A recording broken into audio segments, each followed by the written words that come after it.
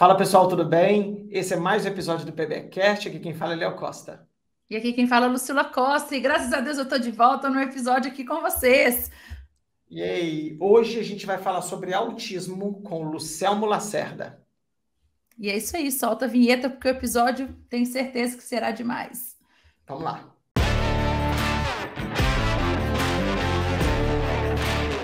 Fala pessoal, tudo bem? Hoje eu vou conversar com uma pessoa que é uma das maiores autoridades no tema que a gente vai conversar do PBcast. Eu acho que nós vamos ter que voltar e falar não só com ele de novo, como com outras pessoas desse mundo, porque não vai caber num episódio tudo que a gente quer falar, tá? Hoje, com muito orgulho, com muita honra, né, Lu? O nosso PBcast, se eu não estou enganado, esse é o PBcast número 41, tá? A gente vai falar sobre autismo, tá? Sobre transtorno do espectro autista, com um cara muito querido, muito atuante na área, que é o Lucelmo Lacerda. Seja bem-vindo, Lucelmo. Muito obrigado, Léo. Tá aqui discutir com vocês esse tema de práticas baseadas em evidências, e a gente discutir especificamente do campo do autismo. Acho que é um acontecimento muito importante para o amadurecimento desse debate, do encontro de várias pessoas que estão fazendo esse debate nas redes sociais e na sociedade. Maravilha. Legal. Ô, Lu, sabe o que eu vou pedir? Eu vou pedir ao Lucelmo para apresentar o currículo dele, que vai gastar alguns minutos para dizer tudo. Quem é você, Lucelmo, para a gente falar? E por que você caiu nesse mundo do autismo? Por que você é um representante dessa causa? Meu nome é Lucelmo Lacerda, já foi dito, nome estranho, né? Nome fácil de ser lembrado, né? E quando eu comecei a trabalhar, a pesquisar, né? Eu sou historiador, professor, né, licenciado, e aí eu comecei a pesquisar nessa área. Eu fiz o meu mestrado em História, e aí eu fiz o meu doutorado em Educação, e eu publicava muito sobre História da religião, né?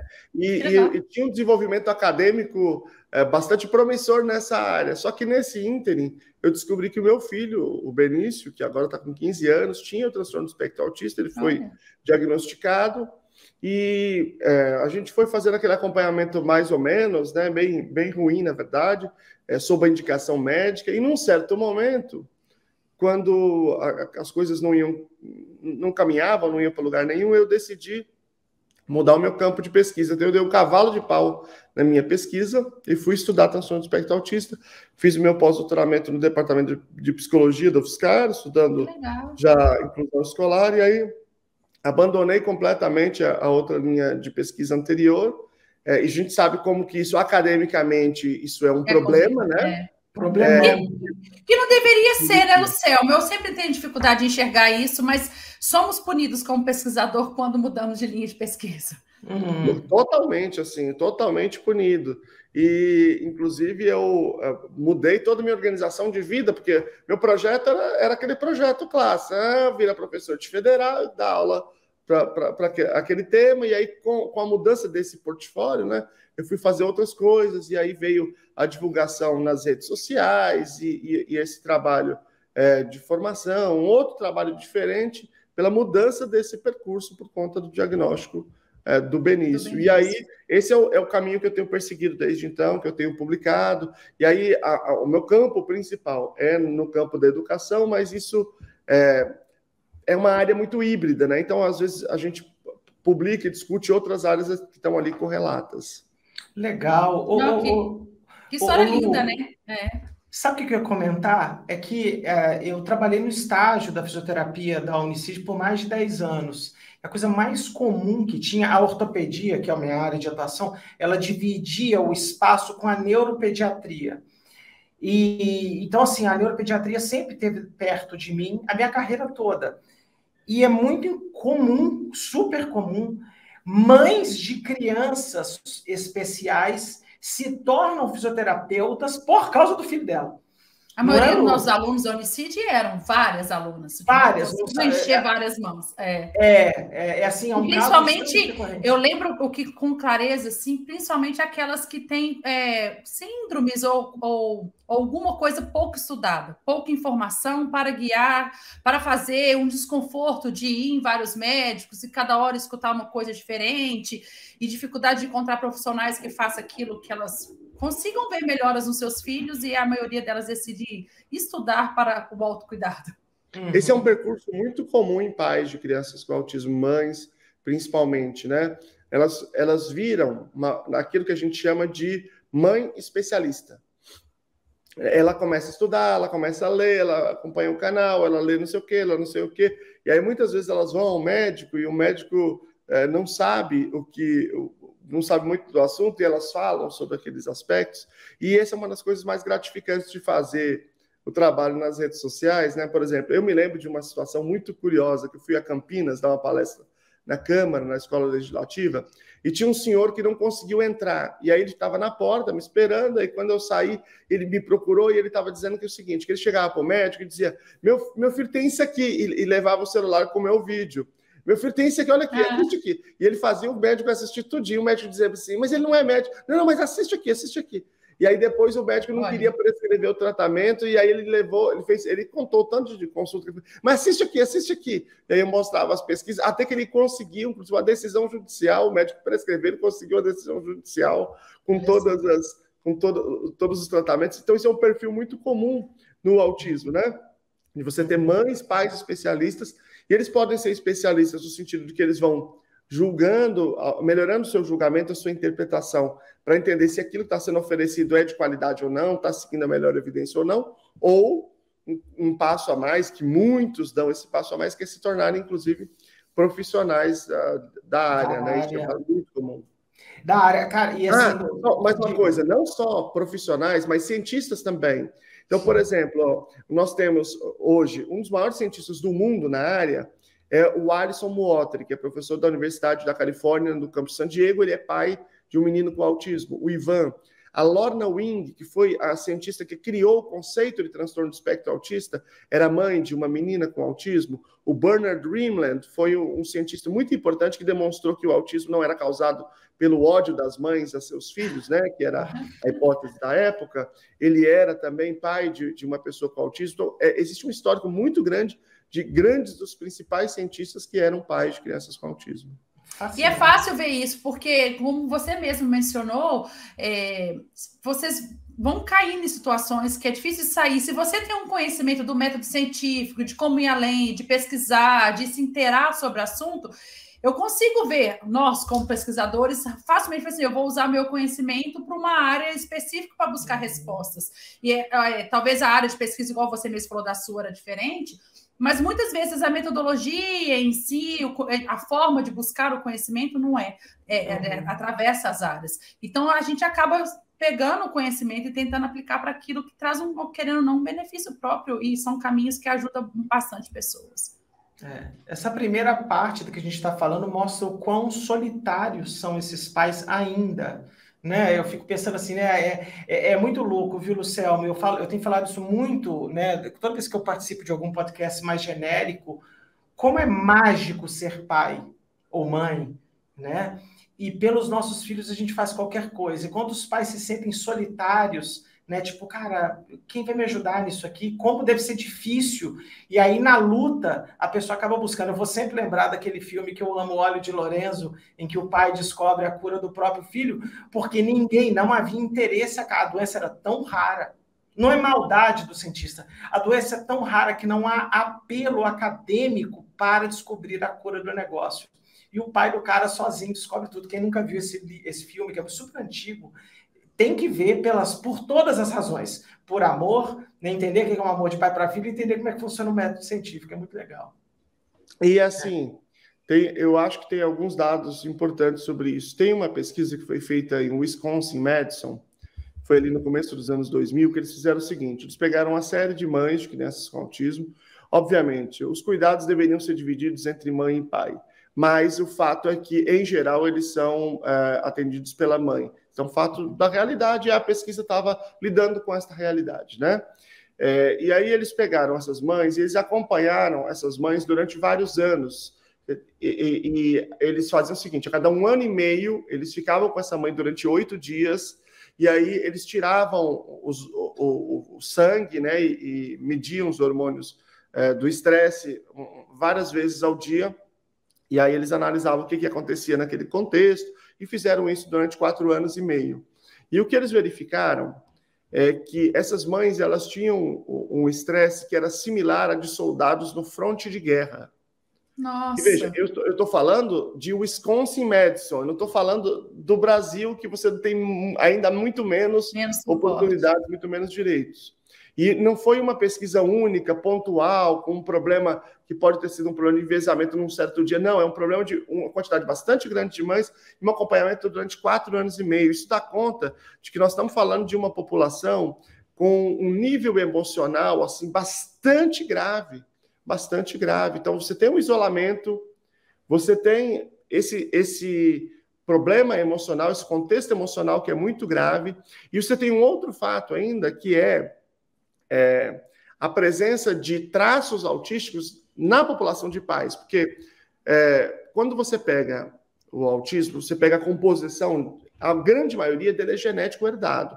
Então, os pais eles já têm traços bastante significativos, né? Eles já estão muitas vezes ou no próprio espectro, ou eles estão naquilo que a gente chama de espectro ampliado, né?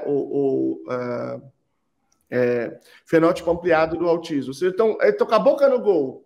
Então, várias pesquisas compararam, por exemplo, pais de crianças com síndrome de Down ou com um filho com autismo, que tem menor probabilidade de ser genético, ou com vários filhos com autismo, que tem a maior probabilidade. Então, você tem já traços de autismo bastante expressivos. Então, você está falando de uma população já com dificuldades de comunicação, com prejuízos na iniciação e manutenção de amizades, e aí numa situação emocional extrema. Ou seja, isso é uma tempestade perfeita, né? Nós vamos conversar sobre isso. Eu quero, antes a gente introduzir alguns tópicos, eu não vou deixar de falar essa palavra. Lu me lembre e Luciano também me lembre.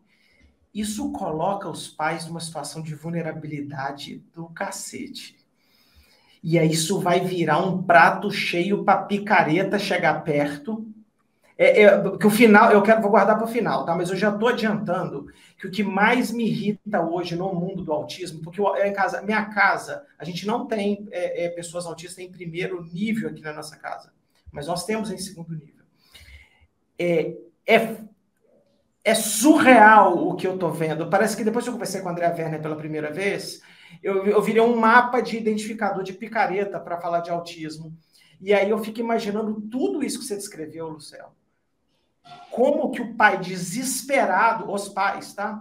Desesperado para tentar ajudar os filhos, ou ajudar a si mesmo, como é que ele é presa fácil dessa turminha que aumenta a culpabilidade de mães e pais e oferece tratamentos malucos. Então, assim, eu vou guardar isso para o final. Mas, Lu, me dá a oportunidade, porque esse podcast pode ser ouvido por pessoas que estão querendo aprender o básico sobre autismo. A gente podia gastar alguns minutos sobre isso. Luciano, me explica para a gente o que é o transtorno do espectro autista, e aí eu vou te empurrando algumas perguntas que vieram para mim, que claramente são de pessoas em iniciação desse assunto.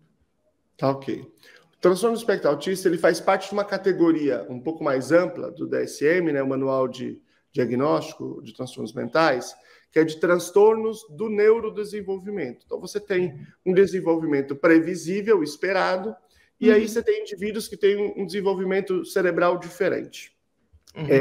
E isso tem impacto sobre o seu comportamento. A gente não consegue verificar a diferença no próprio cérebro, na estrutura, mas a gente consegue verificar na expressão comportamental.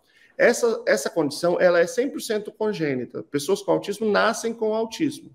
Mas não necessariamente a gente vai conseguir verificar esses traços quando ele é pequeno, porque é muito mais inicial a manifestação desses comportamentos. Eles vão aparecendo cada vez mais à medida, principalmente, em que vão surgindo as demandas sociais. E a gente tem uma idade em que é possível diagnosticar com segurança, né, com estabilidade, a partir de 1 ano e 2 meses. Com 1 ano e 2 meses, em tese, a gente consegue, se a gente tiver profissionais preparados, tudo isso, que é um grande problema. Mas existem 2 características fundamentais do autismo, tá? Primeiro é o déficit persistente de comunicação. Então, esse critério A, ele tem 3 itens, né? É uma dificuldade na comunicação verbal, ou na não verbal, ou na integração entre elas, né? É o primeiro. O segundo é o déficit na reciprocidade socioemocional, né? Na expressão e no reconhecimento de emoções. e iniciação e manutenção de amizades. Essas 3 coisas aqui precisam estar presentes nesse primeiro item, tá? Aí você tem desde o indivíduo que é não verbal, que não fala nada e não entende a fala, até o indivíduo que fala muito bem, fala até melhor, tem aquilo que a gente chama de fala pedante, né? Mas que ele tem dificuldade da sutileza da linguagem, tanto da expressão quanto da compreensão. E o segundo item aqui é o prejuízo no comportamento com interesse fixo e restrito, que tem 4 itens. Desses 4, 2 precisam estar presentes. Você tem uma inflexibilidade cognitiva, essa inflexibilidade dificulta o indivíduo a lidar com qualquer tipo de alteração no ambiente, de alteração na rotina, por exemplo, né? Uma adesão inflexível a temas e interesses. Então, o indivíduo gosta de alguma coisa, que pode ser um tema, né? Ele gosta de dinossauro, ele gosta de alguma coisa, ou pode ser um objeto, principalmente em casos mais moderados e severos. Só que isso é muito anormal em termos de intensidade, de foco. Então, por exemplo, o indivíduo pode não falar de nenhuma outra coisa a não ser esse tema do seu interesse. O terceiro são as estereotipias. Estereotipias são movimentos aparentemente disfuncionais, movimentos ou sons, dela pode ser motora ou vocal. Então, o indivíduo pode fazer o clássico, né? Por exemplo, muitas pessoas com autismo fazem flap, ou podem fazer isso, ou podem fazer assim com o corpo, ou pode fazer qualquer outro tipo, né? Andar na ponta dos pés, que é muito comum o pessoal da fisioterapia, inclusive, lidar com esses casos, né? Que, inclusive, tem implicações bem problemáticas, até cirúrgicas, às vezes. Você tem a estereotipia vocal, o indivíduo pode ficar repetindo o que o outro fala.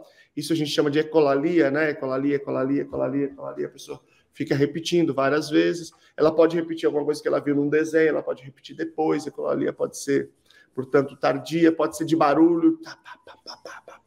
Ele fica repetindo. São estereotipias. E o quarto é uma alteração em termos de percepção sensorial. Então, o indivíduo pode ter a percepção sensorial maior do que o geral, ela pode ser hiperreativa. Então, por exemplo, eu tenho uma luz aqui, né, e tem uma outra luz ali. Essas luzes, elas produzem uma certa estimulação em mim e eu reajo de uma certa forma. Se isso me incomodar muito, me incomodar mais do que a média, muito mais, eu posso ser hiperreativo. A minha reação pode ser maior do que a usual. E também eu posso ser, quer dizer, eu estou falando da luz, mas pode ser a luz, o som, pode ser qualquer coisa. E posso ser hiporreativo, eu posso não sentir também adequadamente esses sons, né? Esses sons, essas luzes, tudo isso. Tem relatos, por exemplo, de pessoas com autismo. Isso aconteceu uma vez com meu filho. Uma mulher estava com uma chaleira e ela pegou aqui, queimou ele aqui e ele continuou como se nada tivesse acontecido. Quer dizer, uma hiporreatividade ali. Mas não é assim. Ou a pessoa é hiporreativa ou ela é hiperreativa. Depende, ela pode ser os dois, ela pode ter outras alterações. Tem um caso até muito interessante do primeiro rapaz que foi diagnosticado com autismo no mundo, chama Donald Triplett. O pai dele tinha feito um experimento interessante. Ele pegou uma arma, nos Estados Unidos, que é mais comum, né? E pegou a arma e atirou do lado dele. Pá! E o que a gente faz normalmente nesse caso? A gente vira, leva um susto, né? Ele não fez como se nada tivesse acontecido. Aí eu, olha, esse menino pode ser surdo, né? Essa é a primeira ideia. Inclusive, os protocolos de rastreio tem lá essa pergunta. Você já se perguntou alguma vez se seu filho é surdo? E aí esse mesmo pai foi em um outro cômodo da casa, pegou uma bala e fez cheque. E ele fez... Nossa! Olha! É quase uma audição seletiva, né? É um tipo de alteração que a gente tem dificuldade até de descrever. Então, pode ser muitas dessas alterações. Portanto, desses 4 itens, eu tenho que ter 2. O do primeiro item tem que ter os 3, desse 4 tem que ter os 2. E eu tenho que ter também 3 condicionantes. Primeiro, autismo só pode aparecer na primeira infância, tem que aparecer na primeira infância. Eu posso descobrir depois. Eu posso perceber e atentar depois, porque os sinais, principalmente no caso de sinais sutis. Mas quando eu for fazer o processo diagnóstico, eu tenho que me perguntar sobre a primeira infância, se estava presente. Precisa aparecer na primeira infância. Segundo, não pode ser melhor explicado por deficiência intelectual. Às vezes a deficiência intelectual é tão grande que ela também prejudica essas coisas, mas não pode ser melhor explicado por isso. E terceiro, tem que ser um prejuízo clinicamente significativo. Porque no final das contas, todas essas coisas aqui, em alguma medida, todos nós temos. Todo mundo tem. Nem mesmo que seja uma medida muito pequenininha. Quando, por exemplo, um pesquisador inglês chamado Simon Baron-Cohen aplicou isso à população geral, o que você viu foi uma curva gaussiana, normal. As pessoas têm traços de autismo, não é isso que define. Ele está num nível clinicamente significativo, que traga prejuízo para o indivíduo. Então, quanto mais você passa do meio da linha, da média, e vai se aproximando para outro extremo, né, para o ponto em que as pessoas têm mais esses traços, mais vai ficando comum essa presença, né? Então, essa presença do diagnóstico. Então, assim, o diagnóstico tem esses traços e eles, em geral, são divididos em níveis. Mas esses níveis, eles são muito imprecisos.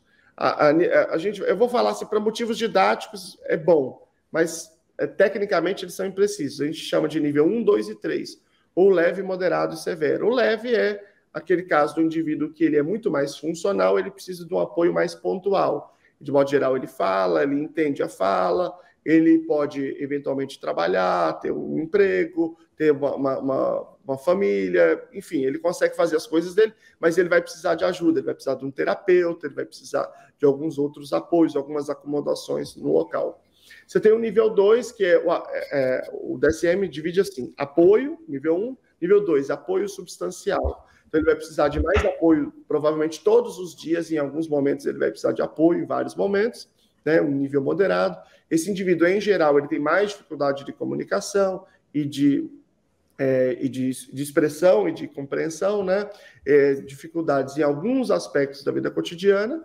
E você tem o nível 3, é apoio muito substancial, que é o indivíduo totalmente dependente. É o indivíduo que só consegue sobreviver com uma pessoa no apoio total a ele durante todo o dia, para coisas práticas, para se trocar muitas vezes, para coisas como alimentação, coisas básicas, né? Uhum. E aí nós temos o nível 1, 2 e 3. Esse nível 1, antigamente, ele tinha outro nome. Não todo o nível 1, mas pelo menos parte dele, que era síndrome de Asperger. Então, tudo se juntou. Então, muitas vezes você vai ouvir Asperger, mas você está falando do transtorno do espectro autista, uma porção das pessoas que está no nível 1.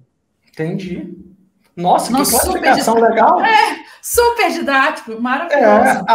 Aula. Eu não conhecia a classificação dessa forma. Muito legal. Deixa eu perguntar uma coisa. Esses 3 níveis, é por isso que chama espectro. Ou seja, esse espectro, ele está entre esses 3 níveis, mas eu entendi que existe uma sutileza, um erro na classificação ali, porque cada um é cada um. É isso mesmo. Isso. Então, por exemplo, não é como se fosse só uma linha horizontal, né? Em que você tem do mais severo ao mais leve se está em algum ponto. Eu posso, por exemplo, ter muito de um traço e quase nada de outro. Entendi. Ou o contrário. E aí isso acaba gerando uma multiplicidade enorme de possibilidades, né? O CID-11, ele já entrou em vigor no mundo, em tese, em 2022, mas no Brasil ele vai entrar formalmente em 2025, que é quando vai sair a versão traduzida. O Ministério da Saúde disse que sai no começo de 2025, que o UFMG está tratando da tradução. Mas, de fato, a gente utiliza ele como uma referência.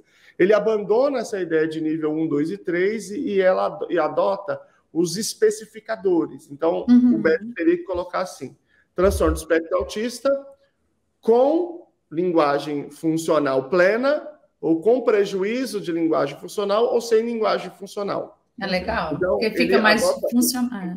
Eu acho que fica mais claro. É mais claro até para dar linha de tratamento, orientação para as pais. Exatamente. E porque também virou uma folia essa história dos níveis aí. Virou uma confusão danada, porque não tem nenhum bom instrumento. Então, cada um fala uma coisa. Então, eu já vi pessoas, por exemplo, indo na internet dizendo, eu sou nível 3. Não é nível 3, entendeu? A lucidez que está começando não é. É porque tem uma discussão política muito importante aí no meio, sobre a ocupação dos lugares de debate, né? Então, tem com linguagem funcional plena, com prejuízo de linguagem funcional ou sem linguagem funcional, e você tem a presença ou não de deficiência intelectual. Então, com o CID, com o estabelecimento pleno do CID em 2025, muito provavelmente são essas as definições que a gente vai começar a ouvir mais, ao invés de ouvir as definições de nível. Nossa, foi tão claro que eu fico pensando assim, voltando no passado e tentando entender por que muitas vezes não é diagnosticado o autismo, qualquer parte do espectro dele, porque, não sei, a minha visão não da área, que não estuda nada, que as pessoas costumavam diagnosticar apenas os graves, os casos mais graves. E acaba que os graus mais leves, muitas vezes, tinha diagnóstico errado, ou confusão de diagnóstico, ou muitas vezes era mislidem mesmo, assim. É isso que acontece, ou acontece até hoje, ou não? Então, também isso, mas o que acontece é que houve a união dos diagnósticos. Então, o caso mais leve nem era autismo, ele era Asperger, ele era outro diagnóstico, de fato. Então, e já tinha um problema de diagnóstico, mesmo nesse grupo. Então, você teve a adição desse grupo no autismo e teve o maior reconhecimento para que a gente pudesse ter um diagnóstico maior, porque você tem profissionais mais preparados, a população está mais consciente dessas sutilezas, né? Nós tivemos agora, na semana passada, a divulgação dos novos números do CDC. O CDC, que é o Centro de Controle de Doenças dos Estados Unidos, tem um órgão chamado ADDM, que é o Autism and Developmental Disorders Monitoring, que é um órgão que ele acompanha esses números. Eles fazem um trabalho muito sério. Eles têm vários grupos de trabalho lá, eles têm números diferentes, mas esse é o mais sério, com a metodologia mais redonda. Eles fazem a série histórica desde o começo dos anos 2000. E agora saiu um número que é 1 a cada 36. Nossa, é bem prevalente. É 1 a cada 36 crianças. Eles estão pegando uma coorte de 8 anos de idade, né? Portanto, é um número muito grande. E isso é um sinal de que nós tivemos essa união, portanto, a própria noção do que é o autismo, né? O Alisson Motta diz que o autismo é um alvo em movimento. A definição do que é muito mais ampla do que era antes, né? E, por outro lado, a gente está conseguindo chegar em mais pessoas. Por exemplo, é bienal isso, né? Então, no último que eles tinham publicado, 2021, eles tinham dito o seguinte: olha, nós verificamos que existe um déficit aqui nos latinos. Os latinos têm um número menor de diagnóstico, muito provavelmente, não por qualquer motivo epidemiológico, genético, mas sim porque a gente não está conseguindo fazer adequadamente o apoio médico a esses indivíduos. Então, a gente vai criar uma política aqui para a gente tentar encontrar esses indivíduos e fazer apropriadamente, e aí a gente provavelmente vai ter um número um pouco maior no próximo, quando a gente corrigir isso. E dito e feito, nesse último, você já tem um número de latinos que já está corrigido. No outro é a população negra, nesse é dos latinos. Então, você vai fazendo correções que estão relacionadas à realidade estrutural da oferta de serviço, além da ampliação da noção do que é autismo, além da conscientização da população. Então, são uma série de ajustes que vão se fazendo para a gente conseguir chegar num número um pouco mais realista. Ou seja, é muito prevalente, né? Em cada sala de aula tem pelo menos uma criança autista. Eu estou chutando, eu estou tentando interpretar isso, né? Uma sala de aula com 36 alunos, uma vai pertencer dentro da categoria diagnóstica no dia todo. Ou seja, o negócio está em todo lugar. E aí, olha, tem uma frase que não sai da minha cabeça, que é a frase típica de Instagram. Fácil. Não que eu acredito nela. E aí você começa a escutar umas barbaridades, que eu já escutei várias vezes em vários grupos de WhatsApp e via de Instagram, de falar assim, aí entra a culpabilidade que o Léo falou o tempo todo. Alguma coisa as mães estão fazendo, o governo está fazendo, vacinas estão surgindo, medicamentos estão surgindo, porque na minha época o número não era alto assim. O que está acontecendo que o número está tão alto? E aí tenta culpar alguém, ou a mãe, ou o governo, que seja quem, para tentar explicar esse número. E foi claríssima a sua fala, de falar, sempre quando vem essa mensagem perto de mim, eu sempre defendi com todos os dentes, falei assim, não, antigamente não tinha diagnóstico, não tem nada causando. Mas vamos falar um pouquinho de como... a causa a gente já falou, mas só para deixar claro para as pessoas de quais são as possíveis causas mesmos, para a gente parar com essas frases erradas, de tentar achar a resposta de uma prevalência tão alta. E foi claríssima a sua resposta, porque ela é alta. Acho que é importante esclarecer um pouco melhor isso, essa questão da causação, até porque aí a gente já entra numa primeira discussão de picaretagem, porque está muito relacionada a isso, a essa coisa da causação. Bom, então, a gente tem muita pesquisa sobre isso, muita, mas uma pesquisa realmente acachapante, que é muito relevante, é uma pesquisa que aconteceu em 2019, ela incluiu 5 países e mais de 2 milhões de pessoas de famílias com autismo. Uau. E o que ela fez? Ela cruzou uma série de dados genéticos, dados epidemiológicos, e aí você consegue fazer uma série de cálculos utilizando um mecanismo que a gente chama de modelo oculto de Markov, né, modelos bayesianos, para poder calcular qual é a probabilidade genética ou não genética, ou o tipo de genética. Porque, veja, as pessoas confundem. O fato de você saber que é genético não quer dizer necessariamente de você saber qual é a causa genética específica. Mas você tem, com a correlação entre família, você consegue saber muitas vezes quando é genético ou não. Então, essa pesquisa ela foi definitiva, digamos assim, né, para sedimentar uma série de conhecimentos cuja evidência não era tão clara, que ela clareou. Bom, qual é o dado que nós temos hoje? 81, eu olho para uma pessoa com autismo, né, ele tem uma condição que é multifatorial de um modo geral. E essa multifatorialidade, né, fatoriedade, ela de um modo geral tem 81% de impacto genético herdado. Ou seja, eu tenho genes agindo ali que estão compondo aquele caso que eu vou encontrar no pai ou vou encontrar na mãe, certo? Uhum. E eu tenho cerca de 18% de genes não herdados, genes de mutações, né? Mutações somáticas, ou seja, quando eu vou transcrever a existência desse novo ser, né, e eu vou transcrever ali aquele código, existem aquelas alterações, as mutações, todos nós temos milhares, essas mutações, de modo geral, não tem problema nenhum, são mutações normais, mas dependendo do lugar, elas podem ter impacto. Do lugar no gene, elas podem ter impacto, né? Se elas forem codificantes. Então, 18% é mutação somática, mutação de novo, como a gente chama também, né? Bom, essas mutações de novo, eventualmente, elas podem ser alteradas por muitas coisas que a gente desconhece. No caso específico do autismo, tem um fator ambiental que a gente sabe que aumenta a probabilidade, que é a idade do pai. A idade da mãe, ela aumenta a probabilidade de alterações cromossômicas, do pai, de alterações genéticas. Principalmente a partir de 35, 40 anos, começa a perder a qualidade da produção do material genético. Então, essas mutações somáticas passam a ser um pouco mais prováveis, tá? E aí nós temos 0,4% a 1,2% de influência ambiental. E aí é muito perigosa essa palavra, porque as pessoas usam em sentidos diferentes. Aqui eu estou usando num sentido biológico, né, de intrauterino, né? Existem 3 fatores que a gente sabe no ambiente intrauterino que aumentam a probabilidade, aumentam o risco, né? Mas veja, o impacto é só de até 1,2%, portanto, não é uma coisa gigantesca, não é responsável por esse aumento, né? Mas que, ou seja, 98% das causas têm nada a ver com isso. Nada a ver com isso, Mas que pode ter um impacto ali, que são o aumento de inflamações, a presença de inflamações, principalmente no primeiro trimestre, principalmente as mais graves, né?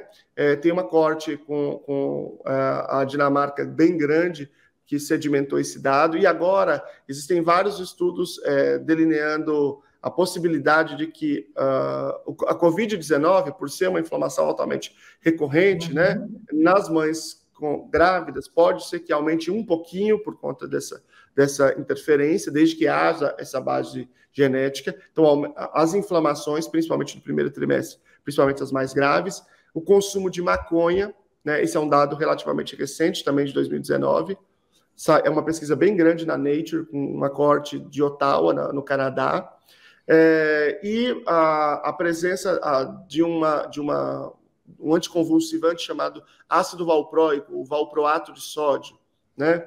É claro que não quer dizer que a mulher nunca tem que tomar, essa é uma decisão médica que envolve vários fatores, mas ela aumenta esse risco, essa probabilidade. Esses são os 3 fatores, né?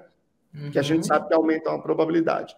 Existem alguns outros fatores correlacionados, né, fatores de risco, mas que a gente não sabe quais são a causação. Então, por exemplo, parto extremamente prematuro ou peso extremamente baixo, são fatores que estão associados, mas a gente não sabe qual é a causação. A gente sabe que a causação é nessa proporção que a gente falou, né? 81% genético herdado, 18% não herdado e até 1,2% de impacto gestacional do ambiente intrauterino.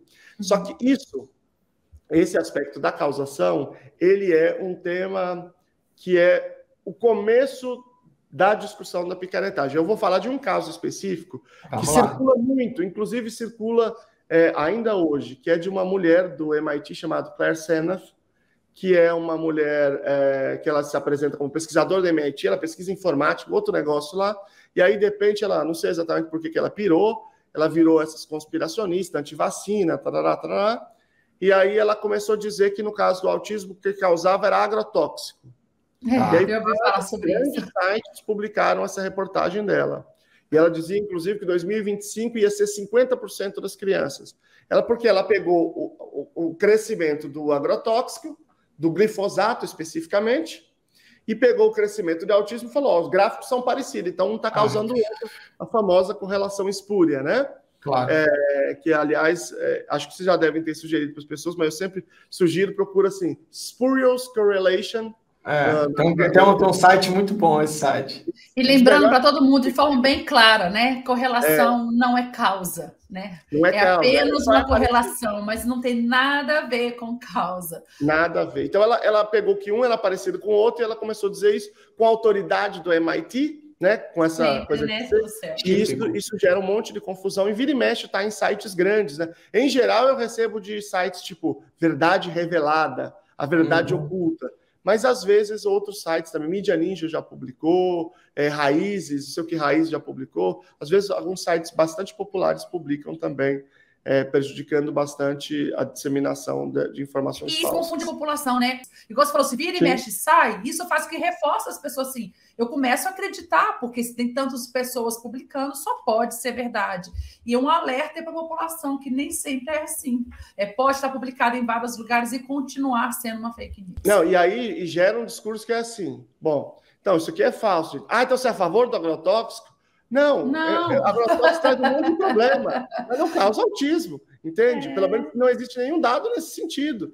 Então, o que o agrotóxico causa ou não causa, eu não sei, eu não conheço de outras áreas, eu conheço dessa área de autismo. Por enquanto, não tem nada comprovado. Isso. Posso dar uma aula de 30 segundos de correlação, gente? Rapidinho. Porque é bom para a gente colocar, né, cara? Correlação é quando, geralmente, você interpreta a correlação, que são duas coisas que acontecem ao mesmo tempo, não necessariamente causais. Então, eu vou usar o exemplo que o Luciano deu para a gente sobre correlações espúrias desse site, que chama Spurious Correlation. Vou até pedir para colocar no link da descrição para a galera ler depois. É super divertido. Então, lá tem uma correlação que eu nunca mais vou esquecer, que é quantas vezes o Nicolas Cage apareceu na TV versus o número de afogamentos nos Estados Unidos. E a correlação é de 0,92 numa escala de 0 a 1. Ela é quase perfeita. Então, toda vez que o Nicolas Cage aparecia, uma criança morria afogada nos Estados Unidos. Logo, se correlação fosse verdade, fosse causa, você estaria afirmando que toda vez que o Nicolas Cage aparecer, uma criança se afoga numa piscina nos Estados Unidos. Era só tirar ele da televisão que ninguém morria mais afogado. Então, muito cuidado quando você vê linhas sobrepostas ou linhas parecidas. Pode haver, sim, casos de correlação causal. Pode, sim. É claro que sim. Então, por exemplo, obesidade extrema e mortalidade é uma delas. Aumento do consumo de tabaco e doenças respiratórias também pode. Mas para você afirmar que ela não é espúria, que ela não aconteceu ao acaso, você tem que fazer estudos muito mais delicados do que isso. Então, assim, cuidado, pessoal, cuidado, tá? Um recente que eu ouvi agora, Luciano, eu vi um vídeo, um corte de um podcast incrível. Cara, criminoso porque o cara não é picareta, mas ele tem certeza que ele está falando é verdade. Eu prefiro acreditar que não é má fé. O cara fala que o parto cesáreo aumenta autismo. Entendeu? Então, é um corte famoso aí rodando aqui no Brasil, falando que parto cesáreo aumenta o autismo. Aí eu falei, cara... Aí aparecia mães lá e falou assim, não, juro por Deus, está escrito nos comentários. Então, é isso que aconteceu com meu filho. Ai, que dor. A mãe falando, eu optei por ir por parto cesáreo. A culpa é minha, Aí eu falei, minha nossa... Eu coloquei lá, eu falei, eu peço de joelhos que você se remova essa informação. Porque aquilo ali não está trazendo nenhum benefício. Sim, o Brasil é campeão mundial de cesárea. Está errado, não precisa disso tudo. 2, cesárea não é causa de autismo. 3, não vamos botar a culpa no bandido errado. O bandido é outro, é genético. A prevenção do autismo, até onde eu saiba, aprendi com o André Werner, é não ter filhos. Se você não quer ter um filho autista, basta não ter filhos. Porque você sempre vai ter essa probabilidade dele acontecer. Principalmente se você tiver traços genéticos que você nem sabe que tem.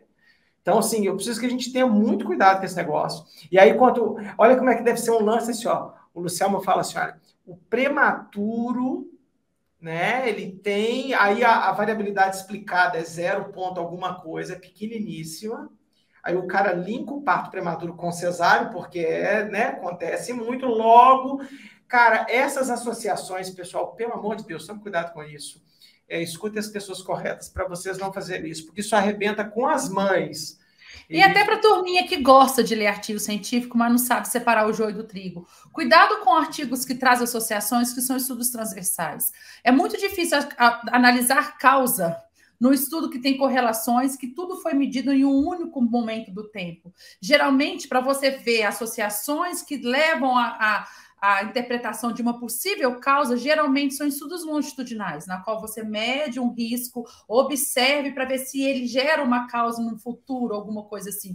Então, a maioria dessas falas que sai por aí é um estudo transversal que mediu tudo num único período de tempo, observaram correlações, e aí com isso sai confundindo a população com interpretações erradas de dados. Uhum.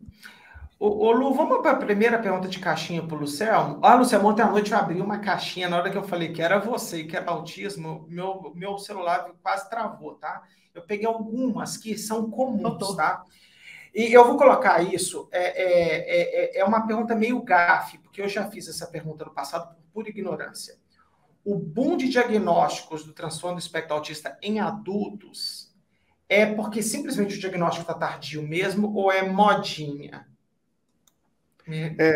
É porque tem vários motivos pelos quais isso acontece, mas de fato nós temos uma oferta muito maior de profissionais agora, de descoberta do diagnóstico, né? As pessoas não sabiam o que era, ninguém conhecia o que era esse diagnóstico de autismo. Quando o meu filho foi, a primeira vez que levantaram a hipótese do meu filho, estava no médico, né? Foi um médico alemão lá em São Sebastião. E aí eu fui no carro com a mãe, né, voltando para casa, dizendo que absurdo, nosso filho gosta de abraçar, ele gosta de carinho, não tem nada a ver com autismo. Quer dizer, era uma visão completamente equivocada. Sozinha, e aí você fica ali no Google, escrava um tempo para tentar entender o que é aquilo, e aí as pessoas passam a descobrir. Então, ele começou a ser disseminado, começou a também ter produtos culturais que mostravam mais do que o autismo, tudo isso começou a ter mais profissionais disponíveis para diagnosticar autismo em adultos é muito mais complicado, né? Porque são casos leves, não são casos severos que ficaram sem diagnóstico, são casos leves. Então, você precisa de alguém experiente, né, com bastante conhecimento na área, não é fácil. E você tem, principalmente, uma grande quantidade de pessoas que descobriram por conta dos seus filhos, né? Esse é um movimento especialmente importante. A pessoa foi lá, descobriu do próprio filho, e aí, num certo tempo, ela vai conhecendo, e aí ela tem o seu próprio diagnóstico. Eu tenho diagnóstico de Asperger, né? E meu diagnóstico ele é relativamente recente. Ele deve ter uns 4 anos, 5 anos. É muito tempo depois do meu filho, à medida que eu fui conhecendo também o outro campo, né, do espectro, né? Outra faixa do espectro, que é essa faixa mais leve. Então, isso começou a se espalhar, a informação e a disponibilidade de profissionais. E é por isso que você tem, sim, o aumento desse diagnóstico. Antes, as pessoas seriam as esquisitas, as estranhas, aquela desajeitada e tal, e aí elas começam, algumas vezes, a encontrar uma certa explicação mais plausível. Legal. Então e é engraçado, te ouvindo, recentemente eu escutei um relato de uma mãe que foi exatamente isso, né? A filha teve diagnóstico tardio também, mas muito claro, e a sua aula ali ensinando para a gente como é o diagnóstico, o que é o transtorno, e na hora que você descreve as características com clareza, eu vi a mãe me relatando, falou, Lu, tudo que eu fui investigando na minha filha, eu fui olhando para mim o quanto de coisa que eu me encaixava. Igual você falou, provavelmente eu devo ter, não fiz o diagnóstico para mim, deve ser leve, claro, uma pessoa super funcional também, igual você falou, mas que não sabia que essas características são características que te ajudam a fazer o diagnóstico. E ela falou assim, eu tenho certeza, se eu buscar, provavelmente vai achar algum grau leve também, principalmente porque você falou, como geralmente é com uma relação genética, as pessoas começam a se olhar dentro das definições e ver traços lá do passado que não entendia porque a pessoa era assim, porque tinha sido daquela forma, e a pessoa... eu estou julgando agora, que as pessoas, assim, como na falta de diagnóstico, as pessoas tentam se virar para sobrepor aquilo, claro. E vai tocando a vida, né? Isso não, e talvez foi sofrido e poderia ter sido mais fácil se tivesse ajuda, apoio, tratamento e várias coisas assim. Duas pontuações sobre isso. A primeira, que eu sempre brinco, que é a frase que eu mais ouço, eu faço muita palestra para grupos de pais, né? Mães, assim, a frase que eu mais ouço de todas é: você não viu o pai? Porque, é verdade. Porque esses traços estão muito presentes nos pais e principalmente no pai. Porque as mulheres elas têm uma coisa que a gente chama de fator protetivo feminino, que a gente não sabe explicar exatamente ainda por quê, a gente só sabe dizer que ele existe. A gente sabe que ele tem parte genética e parte hormonal, mas a gente não sabe explicar direito ainda por quê. Mas as mulheres são menos afetadas, mesmo quando você pega estudos com bebês que recém-nascidas, né? Porque poderia ser questões culturais, né? Então, mesmo estudos com bebês. E a segunda coisa importante é que, muitas vezes, isso é um motivo pelo qual o diagnóstico atrasa. Porque a criança apresenta um negócio e fala, não, eu era assim também, pode deixar, vai acontecer. Mas não quer dizer necessariamente que o curso de desenvolvimento vai ser o mesmo, porque você pode variar para mais ou para menos. Então, muitas vezes você diz, não, eu era assim também, pode deixar, e aquele caso não é um caso que vai se desenvolver no mesmo curso, o indivíduo não vai conseguir resolver as mesmas questões, às vezes é um caso muito mais complicado, que precisaria de um apoio muito mais breve, só que por conta dessa identificação, a gente acaba atrasando esse apoio. Legal. Uhum. Ô Lu, eu posso ir para o lado de tratamento, para depois a gente falar de picaretagem? Pode. Tá? Ô Lucelmo, vamos voltar para as crianças. Qual, em termos de terapia não farmacológica, depois a gente pode falar de medicamento depois, mas de terapia não farmacológica, o que seria o ambiente perfeito? Se uma mãe tiver recursos infinitos para tratar o seu filho, aí depois nós vamos falar dos problemas disso tudo, qual tipo de terapia ou quais são as opções terapêuticas para essas crianças? Talvez aí você pode colocar na graduação que você quiser. Tá.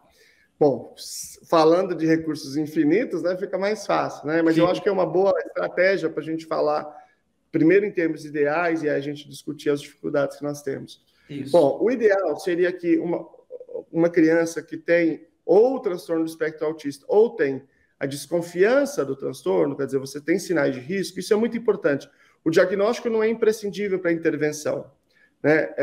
O imprescindível é que você tenha sinais presentes, né? Mesmo antes de um fechamento, que eventualmente o processo diagnóstico demora. Você deveria ter uma avaliação comportamental, uma avaliação por um analista do comportamento, um profissional da análise do comportamento aplicada, e a partir dessa análise, né, dessa avaliação comportamental, o que é essa análise? Quando você avalia quais são os comportamentos que deveriam estar presentes pela idade, né, baseado nos marcos do desenvolvimento e não estão, e aí a gente vai ensinar comportamentos para empurrar esse indivíduo para o marco do desenvolvimento, para se aproximar do desenvolvimento típico, ou outros comportamentos que não são baseados nos marcos do desenvolvimento, mas que são importantes para a sua qualidade de vida, né, são contextuais ali. E a gente vai fazer uma avaliação, isso tem vários protocolos para isso, e aí a gente vai, a partir da necessidade que a gente tem de ensino, que pode ser pode ser bem pouquinho, porque o indivíduo tem poucos prejuízos, ou pode ser muito, porque esse indivíduo tem muitos prejuízos, está muito distante desse nível ideal, a gente vai criar um conjunto de procedimentos para ensinar a ele. Esses procedimentos podem demorar, em geral, entre 15 e 40 horas. A intervenção, em geral, ela é intensiva e ela vai entre a evidência mais 15 e 40 horas por semana? Semana, Caraca! Uau, entre 15 e 40 horas semanais. E aí a gente vai implementar essas intervenções. Esse plano, ele tem objetivos de longo, médio e curto prazo, são objetivos mensuráveis, e tem os procedimentos para os objetivos de curto prazo, né? Que são aqueles que a gente vai inserir agora, e toda vez que eu implemento um procedimento, eu faço o registro e produzo gráficos diários do desempenho do indivíduo em cada um daqueles alvos de ensino.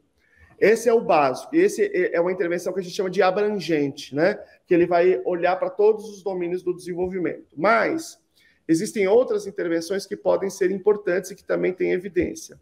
Por exemplo, se houver transtorno do processamento sensorial associado, e muitas vezes é preciso que o terapeuta ocupacional com formação em integração sensorial de ERS, que é uma metodologia específica, né?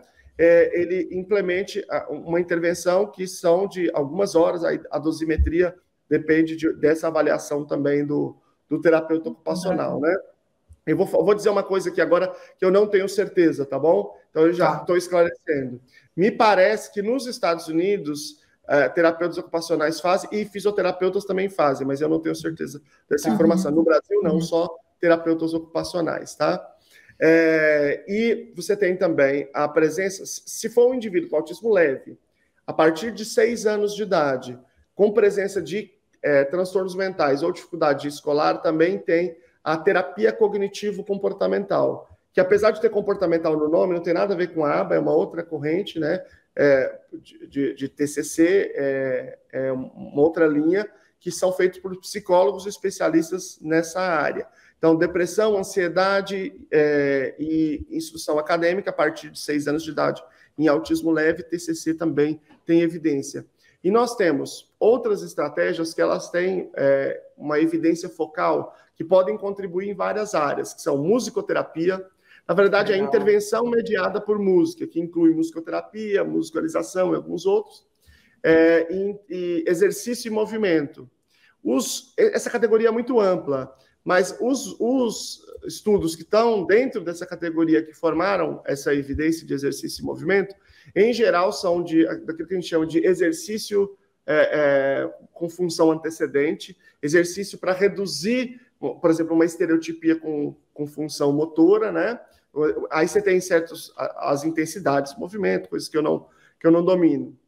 E você tem o exercício para o desenvolvimento de outras funções diferentes que não são exatamente motoras. Por exemplo, o yoga para desenvolvimento de autorregulação emocional, né, e para o desenvolvimento de habilidades sociais, contextos esportivos para o desenvolvimento de habilidades sociais. Mas, basicamente, é uma intervenção baseada em ABA, né, uma intervenção global que vai entre 15 e 40 horas semanais, quando ela é abrangente, e que pode ter o apoio da integração sensorial, intervenção baseada em música, esporte e terapia cognitivo-comportamental. Uau! Lucelmo, me ajuda aqui. O ABA, que foi a primeira que você descreveu, ela pode chegar a 40 horas semana. Isso não pode ser... Os pais são treinados para participar como coterapeutas, como cuidadores dos filhos? Ou isso é terceirizado? Eu jogo na mão de um profissional, o menino mora lá com o cara. Como é que é isso? Pergunta de leigo, tá? Porque eu tô pensando... porque às vezes é lindo no papel... eu vou dar um exemplo bem bobo, tá, Luciano? O tratamento número 1 para dor lombar, número 1 da nossa área, é tratamento multidisciplinar para dor. Isso leva cerca de 100 horas de tratamento, para ter um efeito um pouco maior do que a média. Isso é considerado meio impraticável no mundo real, tá? Aí eu sei por isso que eu entendo totalmente. Alguns pais e mães abandonam as suas carreiras para cuidar dos filhos. Mas na hora que você me fala 40 horas, 15 a 40... É muita coisa. É muita coisa. E me fala um pouco mais sobre o ABA, isso tudo aí. Como é que é isso? Tem que falar uma série de coisas antes para entender. Primeiro, é o seguinte, que nos Estados Unidos não tem saúde pública, nós sabemos, né? Isso é um grande problema. E lá eles têm um movimento histórico de pais de crianças com autismo que é gigantesco, é brutalmente competente, assim, articulado, né? Eles tiveram uma história de amplo sucesso. Então, a maneira que eles resolveram o apoio às pessoas com autismo foi por meio da educação, que ela sim é universal. Sim. E é importante dizer que educação de turno, de manhã ou de tarde, foi inventada pelo Brasil. Sim. Isso não existe no mundo, né? Não. Isso é uma invenção brasileira. Né? Para facilitar os pais trabalharem. Não, eu não acho que seja por isso, não. Acho que é para economizar, porque você pode usar o mesmo espaço para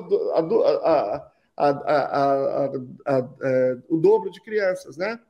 Então, quando você olha... Então, as soluções que foram feitas historicamente no autismo, elas têm muito a ver com a história dos Estados Unidos e com os recursos que eles têm, com o percurso que eles fizeram, tanto do ponto de vista legal e quanto do ponto de vista científico, acaba acompanhando isso, né? Essa evidência, fundamentalmente, ela foi, em primeiro lugar, produzida por um cara chamado Ivar Lovász, que é um cara que tem um monte de pesquisa antiética, um monte de problema, mas que é um cara muito importante nesse sentido, né? Então, ele fez assim, era um estudo randomizado em que ele fez 3 grupos. Um grupo tinha 40 horas mais o treinamento de pais. 40 horas era para gente de fora e mais o treinamento de pais. Então, o treinamento de pais não estava nas 40 horas. E você tinha 10 horas de intervenção, esse sem treinamento de pais, só 10 horas de intervenção. E o outro grupo ele chamou de treatment as usual. Tratamento como usual, fazia o que quisesse. E aí, o resultado foi o seguinte... A medida dele foi muito interessante. Ele fez uma série de medidas, né? E aí a principal medida que subiu mais foi do QI, foi a principal que ele utilizou. Subiu em média 20 pontos, que é uma coisa impressionante, eu nunca tinha se visto nada parecido. Mas a medida dele foi assim: manda para a escola e vê o que acontece. Depois de 5 anos, a gente vê o que acontece. Então, ele viu assim: se a escola nunca reclamasse, ninguém nunca dissesse nada, esse menino é diferente, botasse em outra sala, nada. Então, ele chamou de indistinguível.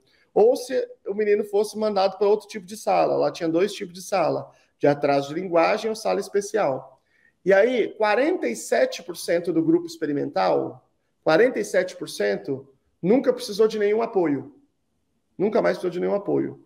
47%. Entre os outros, juntando todo o restante, lá 2% atingiu o mesmo nível. Entendi. Então, de 2% para 47%. Então, é extraordinário. Só que, de fato, quando você olha 40 horas, você fala, bom, é um negócio que não dá, ou que é difícil. Eu sou professor. Até o começo do ano, eu era professor efetivo da Rede Municipal de São Sebastião, um município do litoral de São Paulo. Eu me exonerei agora no começo do ano. Você sabe quanto que é a creche lá semanalmente? Quantas horas são? 55 horas semanais. Nós já oferecemos uma intervenção intensiva de muito mais de 40 horas, feita por profissional. E nenhuma criança está exausta. Pelo contrário, a criança, fim de semana, fica doidinha para voltar para a creche. Você sabe qual que é o problema que as creches recentemente enfrentaram? No STF, os pais que não queriam que não tivesse férias. Não é para ter férias, não. Tem que ter em janeiro também. O STF teve que enfrentar a questão de dizer, não, é uma atividade educacional, portanto, tem que ter férias, porque a demanda dos pais era que não tivesse. Portanto, o problema nosso não é oferecer uma intervenção intensiva. O nosso problema é que o que a gente oferece não é baseado em evidência, é baseado em tradição, em senso comum. Então, de fato, a intervenção ela é muito intensiva, ela exigiria 40 horas mais o treinamento de pais. O treinamento de pais está fora desse período, idealmente. Claro, tem casos, como eu disse, né, existe uma dosimetria, tem casos mais severos, menos severos, mas a gente já oferece intervenção intensiva. O nosso problema não é esse, o nosso problema qual é o referencial que a gente está usando para decidir o que a gente faz nessas horas que a gente está com a criança. Luciano, só me surgiu uma dúvida. E geralmente nos Estados Unidos, que você for usando como exemplo, geralmente, então, essas terapias são ofertadas dentro da própria escola, no horário escolar. Perfeito. Porque na hora que eu pensei que exagerado, o que eu falei assim, a criança já vai na escola e fora isso, ela tem que ir para outro lugar fazer. Porque eu não vejo as escolas hoje com essa adaptação. Ou eu estou enganada? Pelo contrário, as escolas acham que isso existe, como eu disse, né, existe um discurso pseudocientífico na educação brasileira que é gravíssimo, né? Por exemplo, quando você pega os estudos sobre intervenção, você percebe assim que a intervenção, o principal fator é quanto antes, quanto mais precoce, mais efetivo. Esse é o principal fator de todos. Né? Uma pesquisa recente que saiu no JAMA, agora, no ano passado, ela demonstrou um dado muito, muito, muito pesado. Assim, é uma pesquisa muito influente, com uma quantidade muito grande de crianças, inclusive. Que se você pega crianças de risco, ou seja, que tem irmãos com autismo, que nasceram prematuro, várias situações de risco, né? E você faz a intervenção, que eles chamaram de ultra precoce, com alguns meses, independentemente de diagnóstico, intervenção intensiva mesmo, barra pesada, e aí você compara com o grupo controle, você diminui a probabilidade do próprio diagnóstico. Não quer dizer que a pessoa deixou de ter a base genética do autismo, não é isso. Todas as condições orgânicas estão lá, mas o indivíduo aprendeu tantas habilidades numa fase tão crucial da plasticidade cerebral que ele não precisou desse artefato que é o diagnóstico, que é um artefato político, que é para a gente oferecer apoio. Ele não precisou. Ou seja, quanto antes a gente intervir, tanto mais efetiva é a intervenção. Só que, no Brasil, de modo geral, a educação diz assim, não, educação infantil não precisa de educação especial, só quando ele for grande. A Prefeitura de São Paulo, por exemplo, a maior da América Latina, diz que a educação infantil não precisa de educação especial, porque eles são tudo pequenininho, então é brincadeira mesmo, então não tem necessidade. Gente, isso aí é para enrubescer o terraplanista. Para o terraplanista ligar e dizer, gente, vocês não estão exagerando aí quanto à ciência, não? Entende? É um negócio absurdo. Absurdo, que você vê lugares que não são pequenos fazendo esse discurso. Ô, Luciano, então, assim, não é nenhum incentivo para treinar, porque, ó, de novo, a gente sempre vai voltar naquela história que a gente já falou algumas vezes, né, Lu? A minha filha já fez parte de uma escola que um amiguinho estava com um problema, era um problema meio cromossômico, tá? Era uma trissomia do 15, tá? Como é que chama? Angelman, tá? Angelman, Ô, Luciano, o sofrimento do pai e da escola é surreal. O pai está frustrado que a escola não dá conta, a escola não dá conta porque não tem ninguém treinado para cuidar. Então você fala assim, cara, quem está errado nessa loucura? Quem está de fora? Eu olho o caso da mãe e falo, meu Deus do céu, essa mãe está precisando de muito apoio. Eu olho para a escola e falo, meu Deus, a escola está fodida, porque ela não tem apoio, não tem legislação, não tem nada. Como que a gente vai resolver isso, cara? Para assim, treinar equipes para cuidar dessas crianças, porque de 1 a cada 36 vai ter um lá. Entendeu? É isso que eu fiquei pensando, e aí eu vou completar a frase do Léo, porque, desculpa, eu vou falando agora como pergunta que não tem conhecimento, como ignorante do assunto. Que hoje, sim, que bom, tem escolas inclusivas, né? A gente tem que ter, mas a inclusão, o que eu percebo muitas vezes, dentro da escola, não ter algo diferenciado para essa criança. Não sei qual é a regra certa, do máximo, mas ouvindo você falar do ABA, tinha que ter algo específico de comportamento que em forma de intervenção para essa criança. Não é só simplesmente ofertar de forma igualitária a educação que já é ofertada, ou eu falei muita bobeira aqui agora? Agora vamos abrir o portão do inferno, porque agora vamos falar de... Eu quero ouvir, eu estou muito preocupado. Porque agora nós vamos falar de pseudociência na universidade pública, inclusive, e no sistema público. Que esse é o grande problema, coisa que está pairando aqui sobre nossas cabeças. É o seguinte, existe um discurso muito forte na educação brasileira de que, e aí eu estou falando em grande parte na universidade também, de que se eu gostar da criança, ela aprende. Se eu respeitar a diversidade, ela aprende.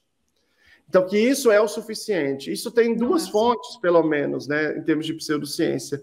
Tem uma fonte do pós-modernismo, né, da ideia de que é a linguagem que produz a realidade, e, portanto, se eu falar coisas boas serão. E também uma pressão mais contemporânea, mais ou menos no sentido de que, se eu pensar em coisas boas, né, as coisas boas virão. Né, esse sentido mais o segredo, mais dessa pseudociência quântica, né? Então, na educação, existem duas grandes correntes, na educação especial, duas grandes correntes que já estão presentes no exterior, mas no exterior isso já meio se desfez e no Brasil continuou. Porque tudo começou assim. Num certo momento, lá na Europa e nos Estados Unidos, eles disseram assim, gente, a gente podia tentar ver se a gente conseguiria educar crianças com deficiência na escola comum. Para ver se funciona, principalmente na crise do petróleo, em 73, porque era muito cara a educação especial, né? E eles começaram a fazer alguns experimentos e funcionou de fato, né? E eles disseram, beleza, show de bola, então é isso, né? E aí elaborou-se a ideia, o paradigma de que então a gente migraria progressivamente e o Brasil entrou nessa. Só que, num certo momento, lá nesses países, eles perceberam que a coisa não era tão simples. Porque no começo eles pegaram os casos mais leves. Claro. E aí tava fácil. E aí, à medida que eles foram fazendo isso, foi ficando mais complicado. Então, isso exigia duas coisas diferentes. A primeira é que isso não era possível fazer isso com todos, não era benéfico para todos, é benéfico para a ampla maioria, para a grande maioria, mas não para todos. Então, você tem um sistema que é inclusivo, que envolve escolas especializadas, envolve salas especializadas, envolve salas comuns. E o segundo, que não adiantava só colocar na sala, você precisaria fazer uma série de adaptações para eles. Claro. Mas, aí, no Brasil, essas alterações decorrentes dessas pesquisas não vieram. Então, a gente ficou como se estivesse só na primeira fase. De modo que o cenário ficou meio dividido em dois grupos. Um grupo chamado Inclusão Total e um grupo chamado Educação Inclusiva. A Educação Inclusiva, ele diz o seguinte, bom, que você tem que dar apoio para o indivíduo na medida que ele precisar. Então, é um contínuo de apoios. Essa é a expressão base da educação inclusiva, que é o grupo em que eu me insiro, obviamente, né? E qualquer pessoa que tenha apreço à ciência. Eu tenho que dar um contínuo de apoios, esse contínuo é determinado pela necessidade individual do sujeito. Ponto. E existe a inclusão total que diz o seguinte, não, senhor. Você tem que pôr ele na sala, e se você puser ele na sala, se você respeitar a diferença, ele vai aprender. E você não pode dar nenhum apoio, fazer nenhuma adaptação, nenhuma, para ninguém. Não é bom. E essa é a versão longamente dominante. Nós temos hoje, por exemplo, um documento no Brasil que é a Política Nacional de Educação Especial na Perspectiva da Educação Inclusiva. Ela diz assim, textualmente, abre aspas, desculpe, é o aluno que se adapta ao currículo. Quando fecha aspas. Esse é cruel, Lucelmo. Quando se reconhece a diversidade, é o aluno que se... Eu quero contar uma história para vocês. Uau. E aí eu vou ser mais específico, né? A principal representante dessa corrente no Brasil é a professora da Unicamp, que é ela que escreveu praticamente 100% dos documentos em vigor hoje no Brasil. Ela se chama Maria Tereza Egler Mantuan. E eu vou fazer uma descrição aqui. Eu estou publicando esse mês agora um livro chamado Crítica à Pseudociência na Educação Especial. E eu vou descrever aqui o que eu estou descrevendo lá no livro, tá bom? Perfeito. Ela diz assim, ela tem um subtítulo dizendo o seguinte, como é que você faz? Primeiro ela diz que não pode fazer treinamento de professores, que não pode ter prática, mas aí no final das contas ela acaba e ela fala de prática. Ela diz assim, bom, você chega na sala, pergunta aos alunos o que eles querem aprender. Eles falam, daí você explica em geral. É num livro chamado Inclusão, que é Porque, Como Fazer. Esse livro, todos os concursos públicos do Brasil, todos, 100% de professor, é ele que cai. É obrigatório ler. Todos. E aí ela diz assim, você vai lá e explica a matéria, só que na hora de você fazer atividade, você não pode fazer uma atividade, você tem que fazer atividades que sirvam para todos os perfis de alunos, né? Desde um aluno com mais dificuldade até um menino com mais inteligente. Então, vamos imaginar assim, eu tenho meu filho, como eu disse, ele tem 15 anos, ele não fala, não entende a fala.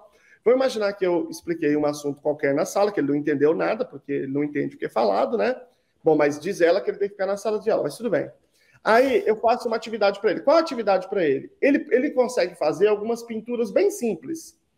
Se for bem grande, uma, duas, 3 áreas, ele consegue fazer, tá bom? Vamos imaginar que a gente fez essa pintura para ele, sobre aquele assunto, e fizemos as coisas mais difíceis, digamos que o assunto seja Revolução Francesa. Tem lá a bandeira da França, e tem lá até eu perguntando quais são as motivações ideológicas do Robespierre, tá? Todos os níveis. Bom, ela diz, você dá isso para os alunos, diz que eles escolhem, né? Você não pode escolher, eles que escolhem, eles escolhem qual que eles quiserem, e aí você reconhece a que eles fizerem de maneira igualmente, com o mesmo peso, tá bom?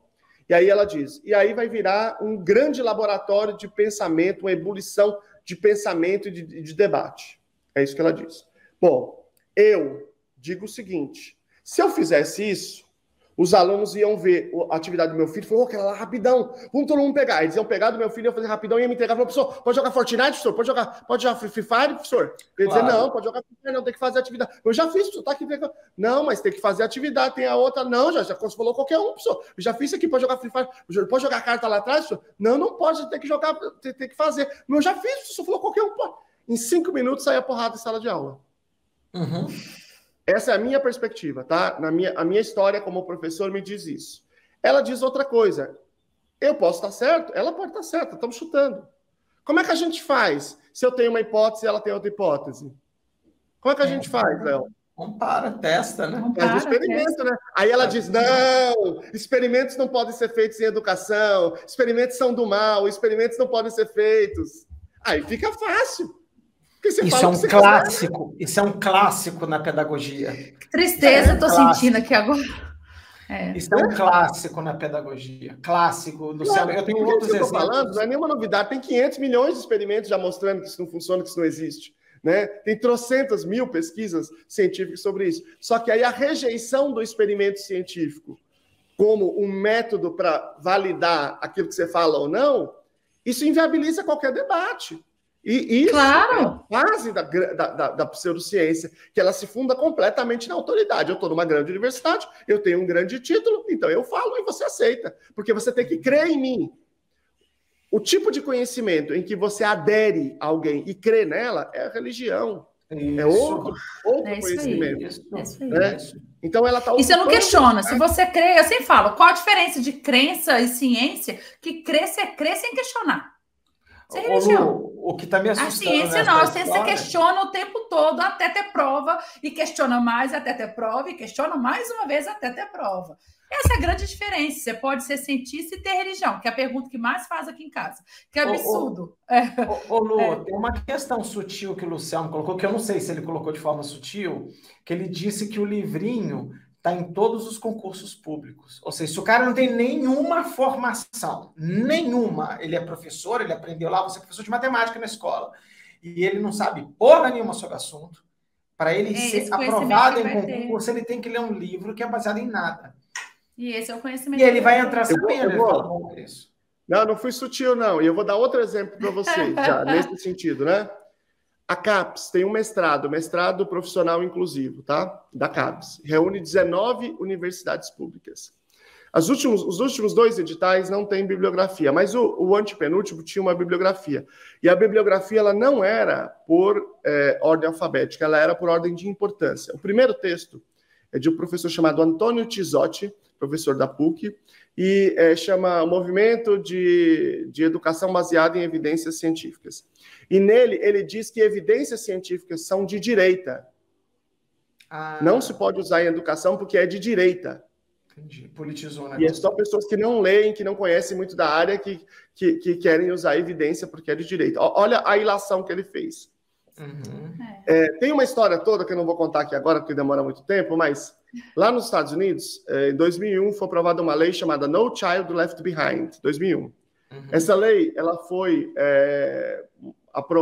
proposta por um deputado democrata e um republicano, por um senador democrata e um senador republicano. Ou seja, ela é o resultado da união de todas as forças políticas, direita e esquerda, e de todas as casas que representam o povo e o Estado. Perfeito. E aí, essa lei estabelece que na educação especial pública dos Estados Unidos só pode usar prática de evidência, só, 100%, só prática de evidência.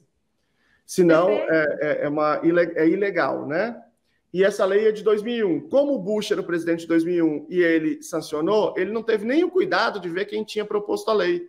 Ele só viu que o Bush sancionou e disse, se o Bush sancionou é de direita, então é evidência de direita. Entendi. E isso é utilizado por 19 universidades públicas no mestrado financiado com dinheiro público da CAPES. O único mestrado.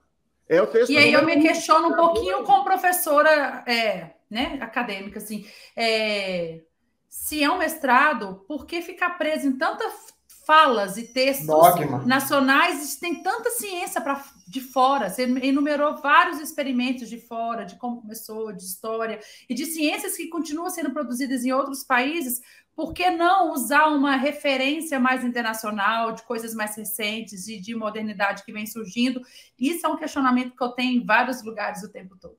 Lu, a gente não deveria se surpreender com isso. Episódio 1 do PBcast, que a gente fez questão que fosse com ela, a gente fala que é a madrinha do PBcast, a Natália Pasternak, ela tem a frase mais forte que eu ouvi nos últimos anos. O meio universitário é altamente permeável à pseudociência. Está gravado, entendeu? A gente tem, o PBcast 1 foi só em áudio, tá? Vale muito a pena todo mundo ver, porque é uma cientista, uma divulgadora científica, tá? E que ela fala com todas as letras e não é surpresa em nenhum programa. Entendeu? Todos os programas têm, sim, tem lá o seu terraplanistazinho, tem o seu ozonioterapeuta, tem a turminha lá toda, dessa galera aí da pedagogia. Eu já tive discussões gravíssimas na minha universidade há muitos anos atrás sobre métodos de ensino superior, sabe? Eu falei, mas a gente, nós vamos mudar toda a forma de ensinar os nossos alunos, tem teste sobre isso? Não, professor, o senhor não está entendendo. tratar a asma é diferente de ensinar. Eu falei, cara, não é, o desenho de estudo é exatamente o mesmo. A gente vai fazer uma revolução, vai custar mais caro e tudo. Será que é por aí mesmo? Mas os professores vão ser treinados? Não, o professor se vira. A gente joga a metodologia e se vira pro lado de lá. Resultado, deu tudo errado, ficou caro, teve que refazer tudo de novo. Você lembra, Lu? Acho que a Lu nem era da Unicid na época. E eu lembro que teve um debate, assim, as pessoas precisam entender mais o mundo universitário para falar assim, o campo do conhecimento é lá, mas que lá dentro tem muita pseudociência também. Ô, Luciano, eu te ouvindo, isso é triste, porque olha, é complicado, assim, porque se as pessoas estão sendo formadas com esse conhecimento, é muito difícil dentro da escola onde as crianças estão ter força para mudar algo, porque vai se tornando verdade para várias pessoas. Porque se é a fala mais comum, se os concursos cobrem, defendem que esse é o material que deveria ser estudado, e parece que a fala é comum para muitas pessoas, isso prejudica a ação, porque essas pessoas estão inseridas nas escolas e elas que estão educando as crianças que estão lá, com dificuldade ou não. Eu sempre falo que eu tenho muita preocupação de meu discurso ser tomado como um discurso anti-acadêmico, um discurso contra a universidade, de ataque à universidade pública. Não é verdade, né? Então, eu sempre gosto de fazer o disclaimer, que é o seguinte: a universidade ela tem autonomia, e aí é porque as pessoas sempre falam, tem que ter uma lei, então, para dizer que tem que ter prática baseada em evidência. Não, a universidade tem autonomia, ela tem autonomia por um bom motivo, porque senão os governos iam querer que a universidade só ficasse falando bem deles, qualquer que seja o governo.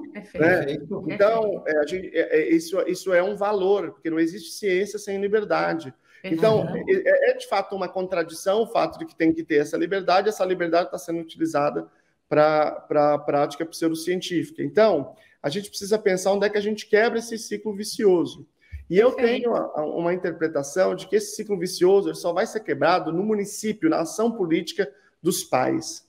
Porque o sistema educacional brasileiro, ele não é hierárquico, no sentido que o federal manda no estadual, que manda no municipal, ele é um regime concorrente.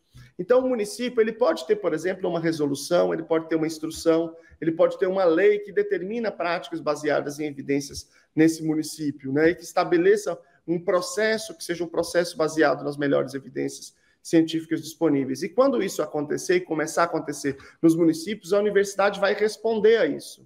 A universidade vai passar, ela vai ter que entender, ela vai ter que aderir, ela vai ter que discutir esse fenômeno. E aí é por esta via que eu entendo que ele vai entrar na universidade, porque ele é a via política, é a via de entrada desse discurso, dessa discussão das evidências na universidade. Nos Estados Unidos, funcionou assim. Eu estava dizendo nesse caso aí de 2001, que acontece, lá foi mais ou menos assim. Teve um escândalo de um pai que matou o filho, um filho de 14 anos que estava se masturbando no quintal, no horário de aula. Ele ficou muito, muito agitado com aquilo, que o filho ia sofrer muito, ele foi lá, matou o filho, e aí ele foi preso, e no debate, a discussão era, olha, quem matou foi o Estado, porque ele tinha que estar na escola, só que a matrícula dele foi negada. Então, o Estado matou ao negar a matrícula, e criou uma política de educação especial lá, e práticas com evidência para funcionar, né? Começou lá na Califórnia. Depois, em Nova York, um outro pai processou o Estado para pagar a intervenção de 40 horas, e aí ele conseguiu que o Estado pagasse tudo retroativamente. E ficou muito caro para o Estado, porque ele tinha escolhido as pessoas. E ele virou um advogado especialista nisso, ele começou a processar ele com outras pessoas em todos os estados. E aí os estados estavam perdendo tanto dinheiro que foi mais vantagem eles colocarem a prática baseada em evidência dentro da escola do que pagar para os pais, como eles estavam perdendo na justiça. E aí, em 2001, a lei No Child Left Behind foi para resolver isso. Por isso que ela foi uma união de todas as forças políticas, porque era inviável para todos os estados. E aí, a partir desta lei, o Estado diz assim, professores, tem que usar prática com evidência. Sim, mas qual prática que tem evidência? Então, ao mesmo tempo, foi feita uma política para financiar pesquisas, para dizer quais práticas tinham evidência. Que legal. Então começou a ter... nós estamos na terceira geração dessas pesquisas. A área do autismo é uma área muito diferente de outras áreas, porque eles têm pesquisas, grandes meta-análises, assim, práticas baseadas em evidências para autismo. Saem listas, o que funciona, o que talvez funcione, mas a gente não tem certeza, e o que não funciona. Não tem, é difícil ver outras áreas que tem uma coisa tão ampla, né? Não é análise de uma técnica. Então, você tem uma série de pesquisas ali no começo dos anos 2000, em que as pessoas estão dizendo que funciona, mas discutindo a metodologia, como é que a gente determina o que funciona ou não? Aí você tem uma série de standards de várias instituições que começam a ser publicados, e aí você tem uma segunda rodada de pesquisas ali, desculpe, ali por volta dos anos 2010, 2012, e aí uma terceira rodada que é de 2015 para cá, que é uma área bem mais consolidada e acabou agrupando em duas grandes instituições, né? Então tem muito a ver com o financiamento público a partir da luta política dos pais. Foi a luta política dos pais que fez a universidade ter aquela verba de pesquisa, surgiu um monte de verba de pesquisa para poder informar as escolas, e aí as universidades responderam. E aí as universidades passaram a discutir e a produzir esse conhecimento.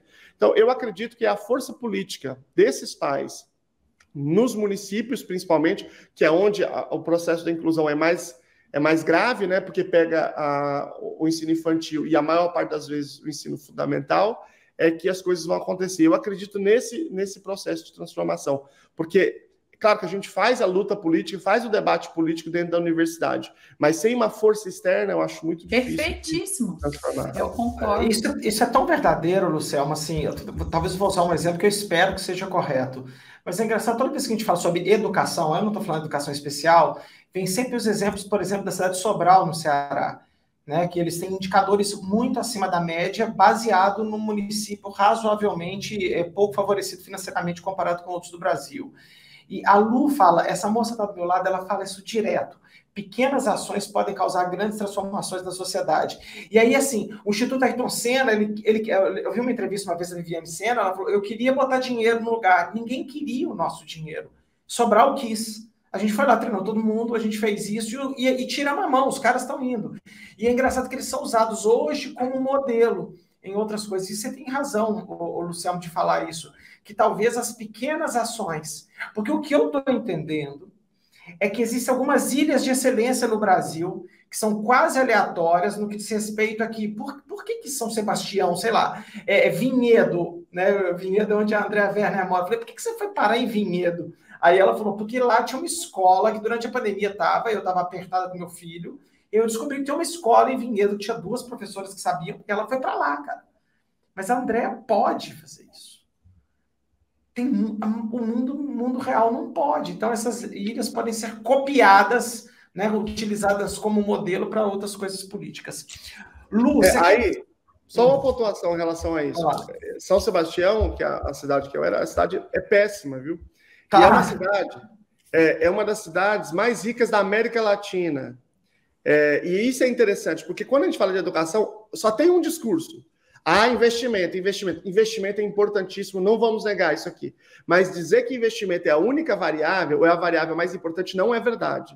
Já existem muitos experimentos sobre isso no exterior, já muito claro. E no próprio Brasil, se a gente fizer a análise comparativa das cidades mais pobres e cidades mais ricas, a gente vai ver que esse não é nem a principal variável.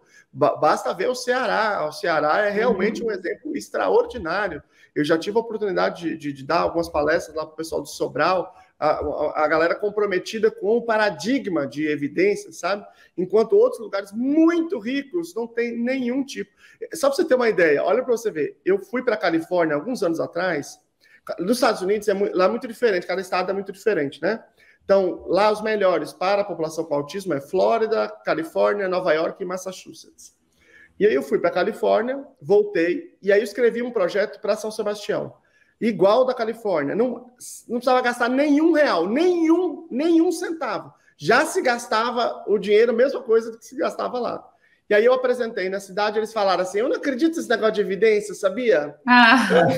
Esse negócio aí para mim não me convence, sabia? Eu acho que não, eu acho que isso aí não tem nada a ver. E eles não quiseram fazer, porque eles acham que não convence eles, entendeu?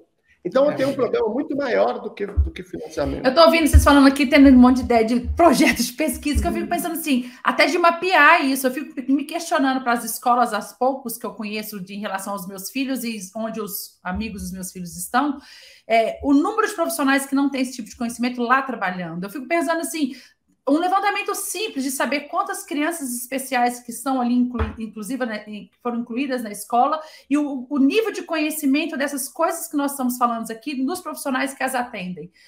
Só de fazer esse levantamento, você vai ver que a maioria não é por maldade, que muitas vezes não é incluído, porque não tem um conhecimento, e por não ter um conhecimento, falam frases igual você falar, esse negócio de evidência, porque nem sabe o que é evidência, nem sabe nem o conceito. Então, é tanta falha, que igual você falou assim, muitas vezes o dinheiro está sendo empenhado, talvez falta um treinamento das pessoas que estão inseridas nesse cenário, tanto escolar, e a gente vai passar um pouquinho para tratamento, não a nível escolar, aqui vem um monte de picaretagem, que a falta de conhecimento faz uma sequência de erros. Então, será que não seria legal ter um projeto de vir treinando essas pessoas e começar a aplicar isso dentro do local que essas crianças estão inseridas todos os dias? Mas aí entra o que a gente falou, o problema do paradigma do qual a gente está trabalhando, porque assim, hoje existe o Fundo Nacional de Educação Básica, o Fundeb. Então o Fundeb, ele obriga a gastar com formação, toda a prefeitura gasta, não gasta pouco, gasta muito dinheiro com formação, só que o pressuposto é que se eu amar as crianças, elas aprendem. Não. Se eu respeitar a diferença, elas aprendem. Então, o que é gasto? É para discurso de autoajuda. Não. Qual que é o segredo? É você dizer lá, para dizer, eu tenho uma brincadeira que eu sempre faço, que é sempre o mesmo discurso. O discurso é mais ou menos assim, olha, gente, todo ano, assim, mais de 10 anos como professor, e 10 anos parece que é a mesma formação. É dizer assim, gente, olha, lá na Grécia, jogava as crianças na pirambeira, lá em Esparta, criança com deficiência. Depois, veio a Idade Média, tratava com caridade. Depois veio a segregação. Depois veio Salamanca, que está tudo bem, graças a Deus, somos todos iguais.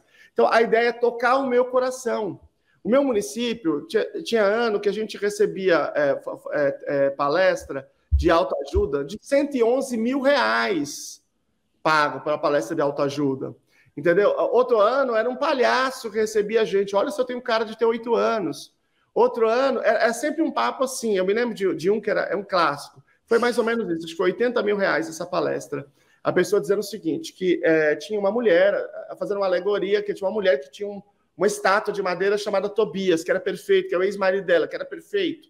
Né? E aí, o Tobias morreu, ela tinha aquela estátua, não se relacionava com ninguém, ela conhecia um outro cara, barrigudinho, careca e tal. E aí ela pegou e convidou esse cara para uma festa, e teve uma grande tempestade, ninguém foi só esse cara. E aí acabou a luz, tava um negócio escuro, tava frio, e aí eles pegaram o Tobias, quebraram a estátua do Tobias, botaram fogo e fizeram amor. E aí ele dizia assim, isso é o seguinte, porque o Tobias é a escola antiga, aquela escola que funcionava perfeito, nós temos que abandonar e temos que aderir à escola nova, imperfeita, se a gente amar, aí sim, iluminado pela escola antiga, aí vai funcionar. E o cara pega 80 pau. Isso aparece como se fosse formação.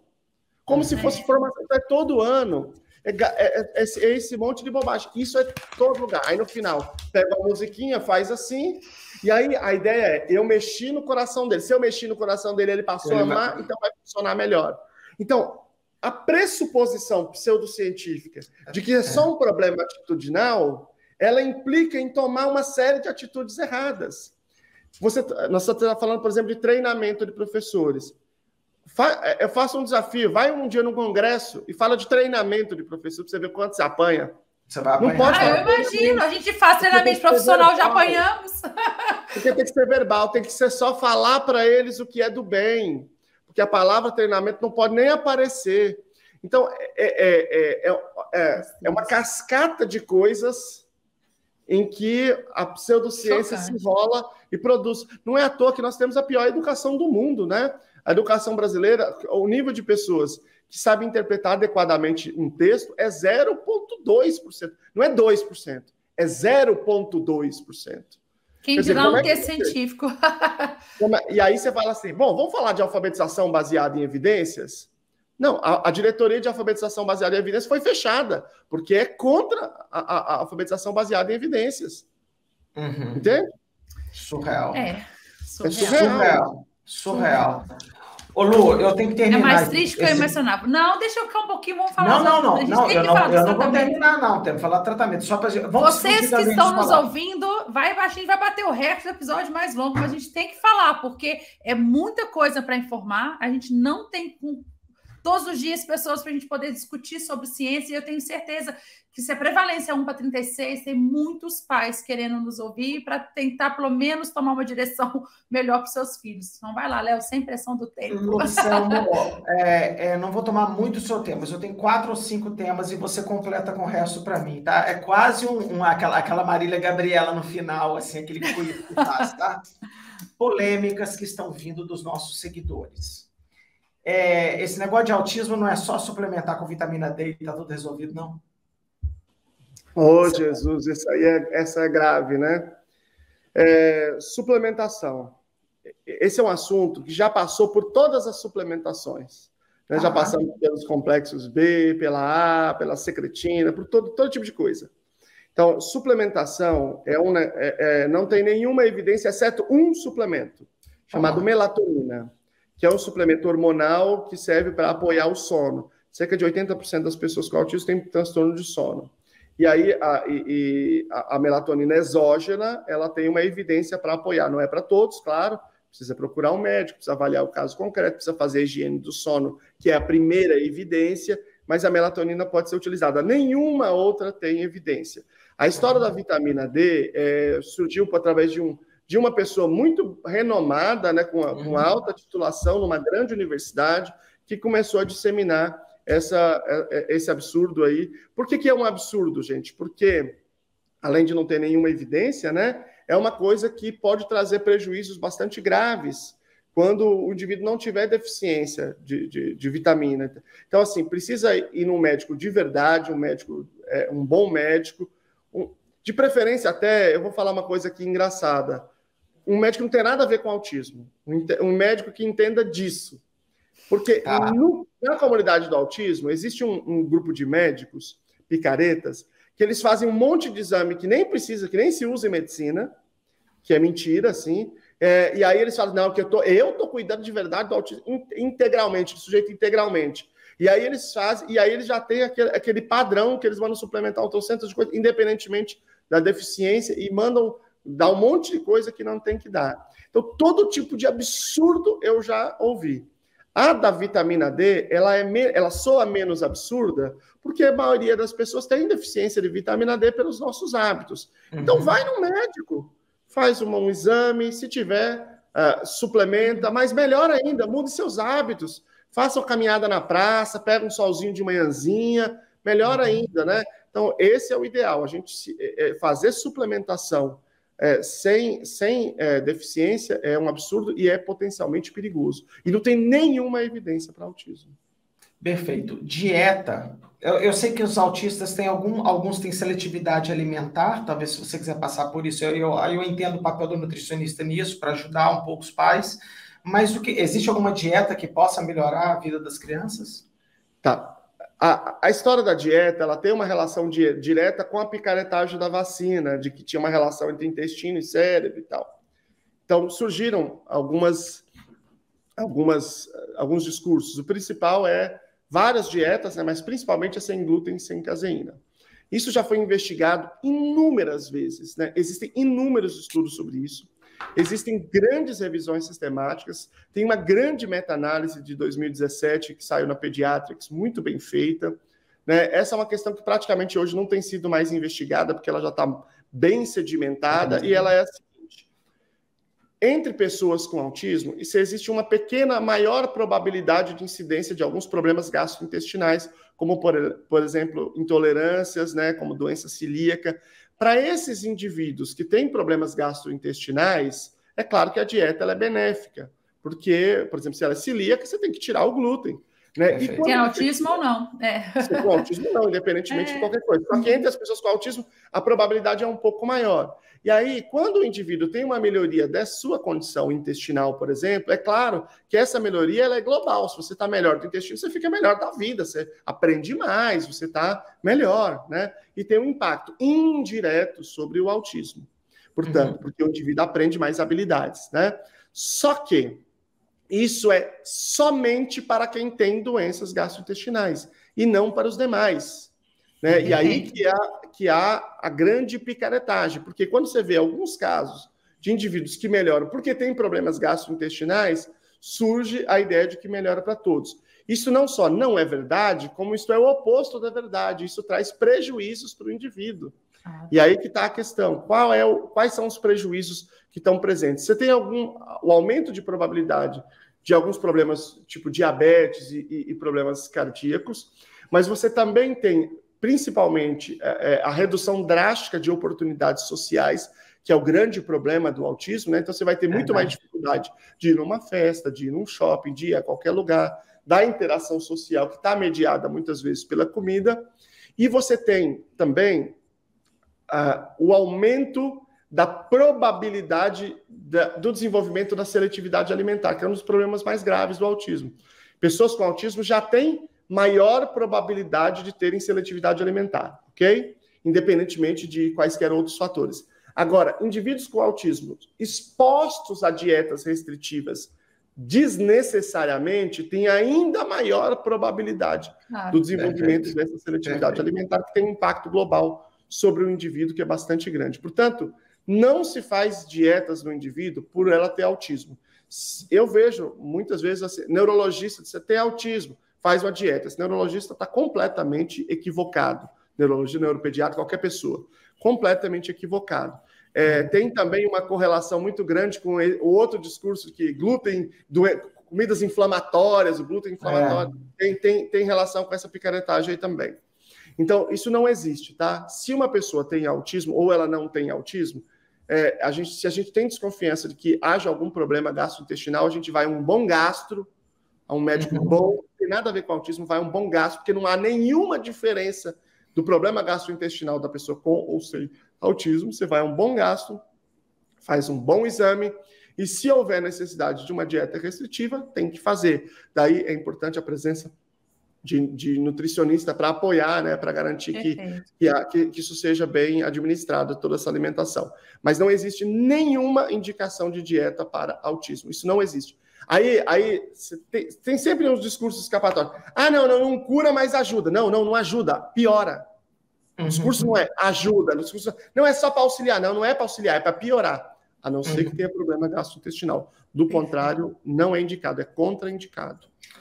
Ô, Lucelmo, me veio uma lembrança que eu conversei com a Andrea Werner uma vez sobre essa questão do intestino do autista ser potencialmente mais permeável que da população normal.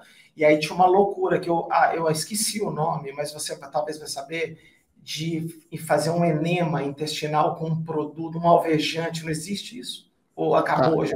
Fala disso. Não, tá bem mais fraco, mas acabou. Não acabou, não. É o seguinte, um cara chamado Jimmy Humble, ele foi expulso da cientologia porque ele era muito radical. Ok? Vamos começar assim? Começar bem?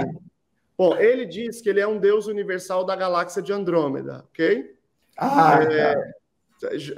Juro, pessoas, vocês acham que eu estou exagerando, vocês pesquisem depois, tá? E aí ele inventou um negócio que é o Miracle Mineral Solution, solução mineral milagrosa, MMS, que é um alvejante de madeira, e que ele diz que cura qualquer doença, principalmente, né, malária, AIDS, câncer e autismo, né? E aí ele começou a vender isso aí. E é claro, as pessoas começaram a passar mal, começaram a morrer e tal. E aí ele, com a cúmplice dele, foram para a República Dominicana, onde não tem tratado de extradição com os Estados Unidos, e lá eles fundaram uma igreja Genesis Church in Health 2, e tem vantagens tributárias, né, de fazer uma igreja e também para exportação, e eles passaram a exportar esse MMS. E ele é muito difícil de ser bloqueado pelos países, porque ele é um produto industrial, utilizado pela indústria de imóveis, porque ele é um alvejante de madeira, né?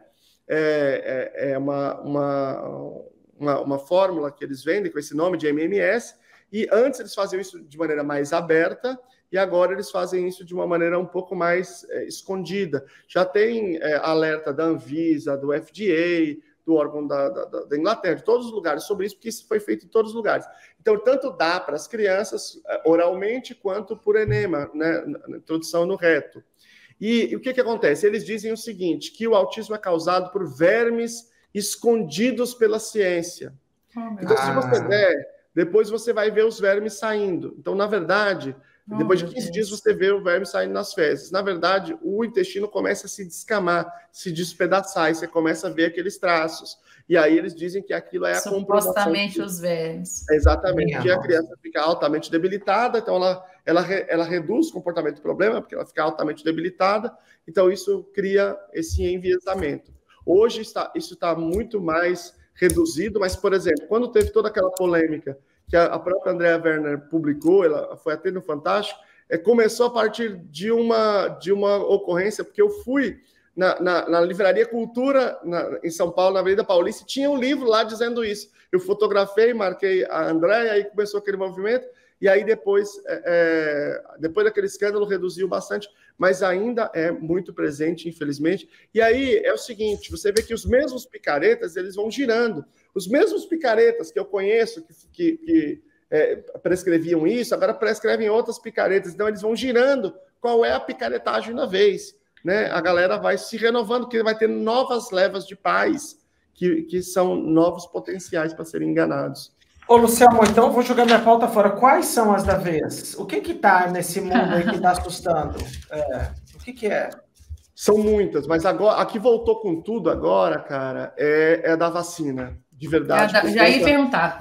A vacina mesmo causa autismo, que o povo mais fala. Porque é o seguinte, porque isso aí, esse grande problema da antivacina começou com a comunidade do autismo, com o Andrew Wakefield, em 98, ele fraudou uma pesquisa, ele fraudou todos os dados, ele disse o seguinte, que tinha um conjunto de crianças que tinham chegado a ele, que tinham tido sintomas logo depois de tomar a vacina. E aí que ele abriu o intestino e havia traços da vacina no intestino, e aí ele dizia que o intestino era permeável, toda essa história. Depois descobriu-se que as crianças não tinham chegado para ele, era um grupo de advogados que tinham levado, e tinha pagado uma propina para ele, né? É uma coisa que tem muito na Europa, o brasileiro tem dificuldade técnica de entender esse negócio, propina, coisa que tem muito lá na Europa, os resultados dos intestinos das crianças não tinham traço nenhuma da vacina, ele tinha fraudado os resultados que tinham chegado até ele, que as crianças não tinham tido sintoma depois da vacina, alguns tinham antes, outros muito depois, e não dizer que ele tinha relatado, enfim, era todo fraudado. Aí, isso ficou muito forte na comunidade, né? Se disse muito isso, depois se inventou a variação de que era o timerosal, que era o mercúrio que fazia a conservação, e aí uma série de pesquisas gigantescas demonstraram que isso não era verdade. Né, cortes de países inteiros, como a Dinamarca, que consegue fazer isso, né, mostraram que isso não era verdade. Um monte de pesquisa. Só que agora, até um pouco antes da pandemia, esse assunto estava em baixa. Só que na pandemia, esse assunto voltou fortemente, por conta dos debates político-partidários, que não tem nada a ver com a história e, de repente, entrou nessa história. Então, agora, você tem, por exemplo, mais força com detox de vacina. Existe um grupo de homeopatas que vende, né, um detox de vacina para autismo, que eles dizem que é uma que fala intoxicação por vacinas, e eles vendem. Então, a homeopatia é forte, né, nesse grupo. Né, chega a ser irônico, né, cara? Homeopata fazendo detox de vacina. A piada tá por si só. Mas se você não conhece o substrato, você não entende nem a piada, né? Porque vacina não é nada. Desculpe, homeopatia não é nada, não tem nada na homeopatia, né? Então, eles são muito fortes nessa comunidade. Eu até repostei aquele seu lá, deu uma polêmica danada, querido. Vamos para que física e a química não existem. Né? Então, eles têm uma força muito grande, essa onda naturalista, né? E aí existe a galera da vacina, é muito forte, da dieta, é muito forte, e das suplementações. Aí a suplementação, eles fazem pacotes de suplementação, não é só vitamina D, eles suplementam todo tipo de coisa, mas o ômega 3, o óleo de... Não é de ganso, é de um outro animal aí. Um óleo de um bicho desse aí que eles... Acho que é de ganso, sim. Que eles suplementam. Então, os pacotes de suplementação, que agora eles têm criado essa ideia de que eles são mais individualizados, né? Supostamente. E a quelação, né, que é uma outra forma de intoxicação, só que essa é muito grave, ela pode inclusive matar, né, que é a retirada de todos esses minerais supostamente para desintoxicar. Caraca, meu. Fica atento aí, galera. Lucelmo, teve alguma coisa que você gostaria de falar que a gente não falou para deixar de relato para os pais, ou acho que a gente cobriu bastante coisa aqui? Tem uma coisa que eu acho importante falar, que é sobre farmacologia, né? Hoje tem 2 medicamentos com evidência para sintomas secundários para autismo, que é aripiprazol e risperidona. A Sociedade Americana de Pediatria, ela nas suas recomendações, que é muito bom o guideline da Sociedade Americana de Pediatria, ela sumariza um pouco esses estudos, que cerca de 1/3 dos indivíduos têm perfil que precisam de medicação. Então, a medicação ela não é ruim nem boa. Ela é boa quando ela precisa, ela é ruim quando ela não é necessária. É isso. Então, você precisa de um bom médico para fazer uma boa prescrição, né, para avaliar. Mas o remédio não é tratamento para autismo. Não existe nenhum remédio de tratamento para autismo. Vários foram testados. Todos eles até agora falharam. Tem muitos outros testes acontecendo. Mas o remédio, por exemplo, quando você tem casos de agressividade, é muito comum que você toca só remédio. E o remédio ele tem um efeito sedativo. Então, ele pode funcionar ali para reduzir, mas ele não é o tratamento. Então, essa é uma coisa importante de se dizer. A intervenção é a intervenção comportamental. Então, você precisa fazer, de fato, uma redução daquele comportamento problema através das estratégias adequadas. A Conintec tem uma nota técnica sobre autismo péssima, contra tudo o que se faz no mundo inteiro, em que basicamente eles vão falando de contenção química. E contenção química é o seguinte: se eu só toda hora de vir ter uma crise, eu dou a contenção química e acaba a oportunidade de manter progresso clínico e educacional. A contenção clínica é o último dos recursos. Eu tenho que fazer um procedimento emergencial de intervenção física, procedimento de crise, para desacelerar o indivíduo, para eu manter o progresso, para eu continuar trabalhando com ele, e não fazer contenção química de tudo. Então, essa é uma coisa que eu queria falar. E a outra, precisamos falar, porque senão você só vai receber pergunta disso. Por que vocês não falaram do canabidiol? Vamos lá. Ah, claro, canabidiol. Essa é a clássica. É a bola da vez, né? Que trata tudo e melhora tudo. Cheio de profeta da cannabis na internet, virou religião, é outra coisa. Virou. Isso é um problema. É a mesma coisa do remédio. Ninguém tem que ser nem contra nem a favor. A gente é a favor do que tem de evidência. Então, a gente pesquisa. Então, hoje, estou falando em 5 de abril de 2023. Hoje não tem nenhuma evidência de canabidiol, nem de cannabis para autismo. Né? Mas eu vi um estudo da Universidade Federal, estudos de má qualidade, estudos que não demonstram, ou estudos que têm outro propósito, né? Nenhum estudo hoje demonstra nenhum tipo de valor ainda da cannabis sobre o canabidiol. Quer dizer que no futuro não vai ter? Não, hoje não tem. Né? Então, existe um estudo randomizado, aleatorizado, publicado. Esse estudo tem...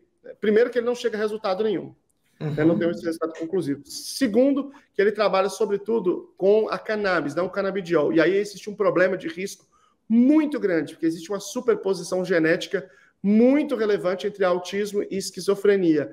E a gente tem que tomar muito cuidado com isso. Se a gente expuser os indivíduos a cannabis, a gente não sabe se o canabidiol também produz isso. Por isso que precisamos de estudos de segurança muito claros. Né? Mas pode aumentar a probabilidade de desenvolvimento de esquizofrenia. E se alguém acha que o autismo é difícil, é porque não viu esquizofrenia ainda. Né? Então, esse estudo tem esse segundo problema. Ele está numa margem muito perigosa. E o terceiro problema desse estudo é assim: um estudo para produzir evidência, ele tem que ter suficiência, relevância e transparência. Então, transparência não tem. Está escrito lá, está lá nos conflitos de interesse, que ele foi financiado pela indústria de canabidiol, as pessoas eram funcionários da indústria de canabidiol, e não tem problema, pode fazer, eles fizeram correto, eles colocaram no conflito, só não produz evidência. Nem se tivesse o resultado, teria que ter uma replicação independente. Hoje está acontecendo uma pesquisa de verdade, uma pesquisa boa, de boa qualidade, na Universidade da Califórnia, no campus de San Diego.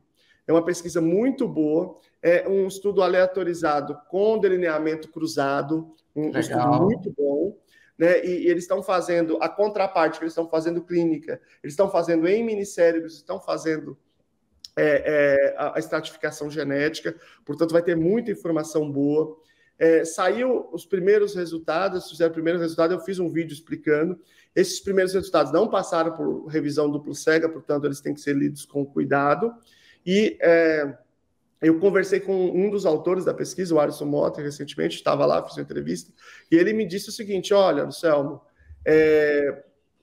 eu acho que vai servir para algumas coisas, mas o resultado é muito mais limitado do que a gente acreditava, muito pontual e muito mais limitado do que a gente acreditava, porque o tamanho do efeito placebo é gigantesco, a gente não esperava tanto.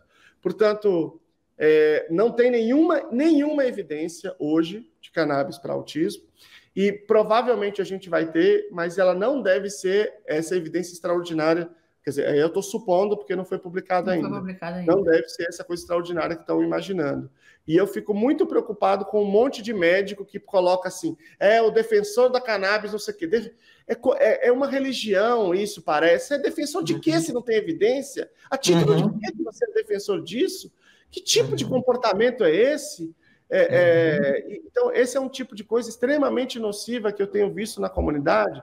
Então, a gente está falando de coisas que podem comprometer seriamente o futuro. Portanto, a gente tem que ter muito cuidado nessa hora. É difícil para quem está na situação de pai, está muitas vezes desesperado, mas a gente tem que respirar fundo e acompanhar o que as pesquisas vão dizendo, né?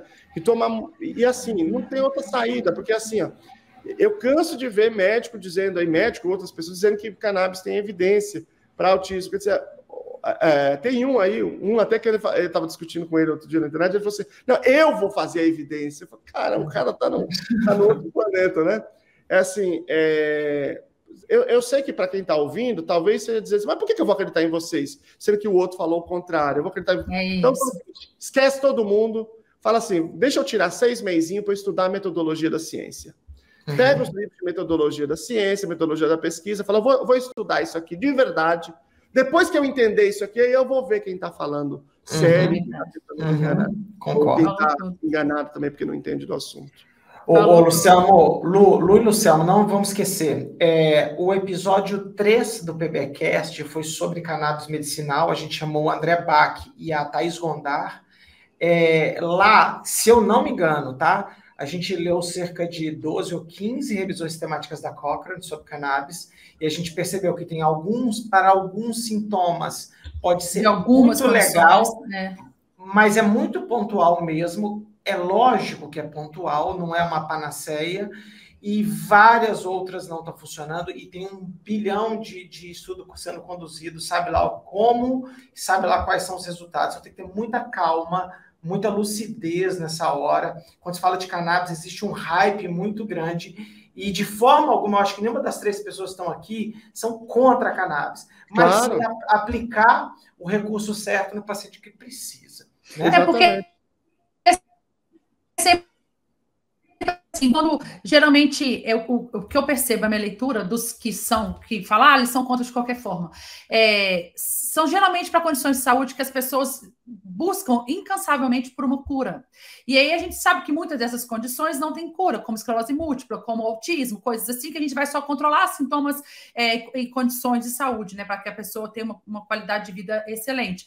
E aí é muito fácil a pessoa, por desespero, pegar uma droga que está chegando por aí e mostrou favorável em uma ou outra condição. Então, a leitura que o grande público tem que ter, que não é nada da área da saúde, é que cuidado com medicamentos ou intervenções que são boas para tudo, né? Desde uma dor de coluna, uma unha encravada, um autismo, uma esclerose múltipla, coisas complexas e coisas simples, porque não existe um medicamento universal assim até hoje. Então, assim, algumas coisas vão se mostrar eficazes para uma condição de saúde e não para outra, e está tudo bem, como qualquer tratamento, intervenção já descrita por aí. Então, não vai. Tomara que venha alguma coisa no futuro, não vou ser descrente disso, né? Eu vou continuar esperando a ciência para nos mostrar, mas até hoje o cannabis não tem esse potencial de curar e tratar todas as condições de saúde nas quais as pessoas defendem que sim, é um tratamento milagroso e não é. Nesse campo, né, você tem, por exemplo, para epilepsias refratárias, tem um bom dado. Eu sei que tem. Então, muitas pessoas com autismo podem ter também essa mesma condição. Daí é diferente, né? Estou falando especificamente do autismo. A gente, claro, vai construindo essa evidência. Ninguém é contra. Né? Eu acho um absurdo essa ideia de ser contra ou a favor fora da evidência. Não, a gente é contra a evidência. Contra que não tem, pronto, não importa o que é, né? O que como como pré-condição eu ser um defensor ou detrator de qualquer coisa. E aí, pior ainda, quando mete política partidária nessa história, que a pessoa pode gostar da política que ele quiser. Agora, que ela quiser que o político, quando ela quer que o político prescreva o remédio que ela vai tomar, quer dizer, nós passamos de qualquer limite da razoabilidade, né? Passou mesmo, Luciano, passou mesmo. Perfeito. Lu, tem alguma coisa que você quer completar? Não, eu tô assim... É mais uma vez, é a segunda vez que a gente fala sobre assunto que eu termino para baixo, sabe? Assim, para baixo de tristeza de ver tantas pessoas, pelo número que eu vou voltar a falar, a prevalência que o Luciano falou aqui, que é gigante. Então, a gente tem muitas famílias que têm uma situação na mão e que não sabe para onde correr, e quando corre para algum lugar, encontra-se várias pessoas, infelizmente, picaretas, e que confundem mais do que ajuda. E, por outro lado, eu agradeço também as duas pessoas que, quando eu saí, senti por baixo, e você é uma delas agora, Luciano, dito com tanta clareza, elucidar dúvidas que todos nós temos sobre uma condição de saúde que está sendo melhor diagnosticada, que muitas pessoas ainda têm dúvidas. E eu acho que esse podcast vai ajudar bastante as pessoas para poder falar mais sobre o assunto. Não só pessoas que são pais, mas pessoas que têm familiares, que é o nosso caso, né, Léo? Nós temos familiares que são autistas, com diagnóstico até recente, e a gente... recentemente a gente começou a ver a dificuldade de toda a família de entender, até para acolher e guiar o tratamento. Então, eu acho que informações como essa que você nos ajudou hoje, eu acho que ajuda as pessoas a entender cada vez mais, a buscar tratamentos cada vez mais precisos e entender mais o que fazer quando tem uma pessoa próxima para que, né, igual você falou, lógico que amor ajuda muito, mas não só do amor a gente deveria também, além de amar e apoiar, buscar intervenções que têm respaldo científico para que a gente possa atender essa população. É isso aí. Luciano, você seria o meu coleguinha do recreio para a gente merendar junto assim fácil, cara. Parabéns pela sua vida, pela sua carreira, tá? Que bom, cara, que você mudou de área de pesquisa. É incrível ver o seu conhecimento e a sua luta, tá? É louvável tudo que você vem fazendo. Luciano, onde as pessoas podem te encontrar nas redes sociais, no Insight, YouTube, sei lá onde é que você está? Conta aí os seus canais todos para a gente colocar aqui para todo mundo te achar. Antes de só dizer, a gente quase se encontrou em algumas merendas, porque pelo tempo que você está na Unicid, eu sou de São Sebastião, eu trabalhava na faculdade lá, que foi comprada pela Cruzeiro do Sul. Que legal, que legal. Colegas de trabalho, de alguma forma. Bom, a minha vantagem é que, se você procura Leonardo, tem 500. Luciano, não. Não tá fácil, né, cara? Qualquer lugar que você procurar, aí não tem erro, não. Então, o Instagram, onde eu estou mais, né, no Instagram e no YouTube. E no YouTube, eu tenho um canal, Luciano Lacerda, que eu discuto mais metodologia da ciência e tal. E o Trem Ciência, que é um projeto que eu estou começando de podcast de ciência. E o Lunaba, onde eu discuto autismo, é o canal Lunaba, que é onde eu discuto educação especial, autismo, onde eu trabalho mais, eu tenho produzido mais esse material. Legal, bom demais. Luluzinha, onde o pessoal te acha, amor? Eu estou sempre aqui no PBcast e também no Instagram, Luciula_Costa. Pessoal, vocês me encontram no Instagram, Leo_Costa_PBE, aqui no nosso canal do YouTube, tinha uma prática baseada em evidências, a gente também está nos canais de podcasts, e a gente está no TikTok, no Ciência de Verdade, tá bom? Luciano, muito obrigado, muito parabéns pela sua carreira, e galera, um beijo para todo mundo aí, até o próximo episódio. Um beijão para todo mundo. Um abraço, até a próxima, tchau. Beijão, valeu.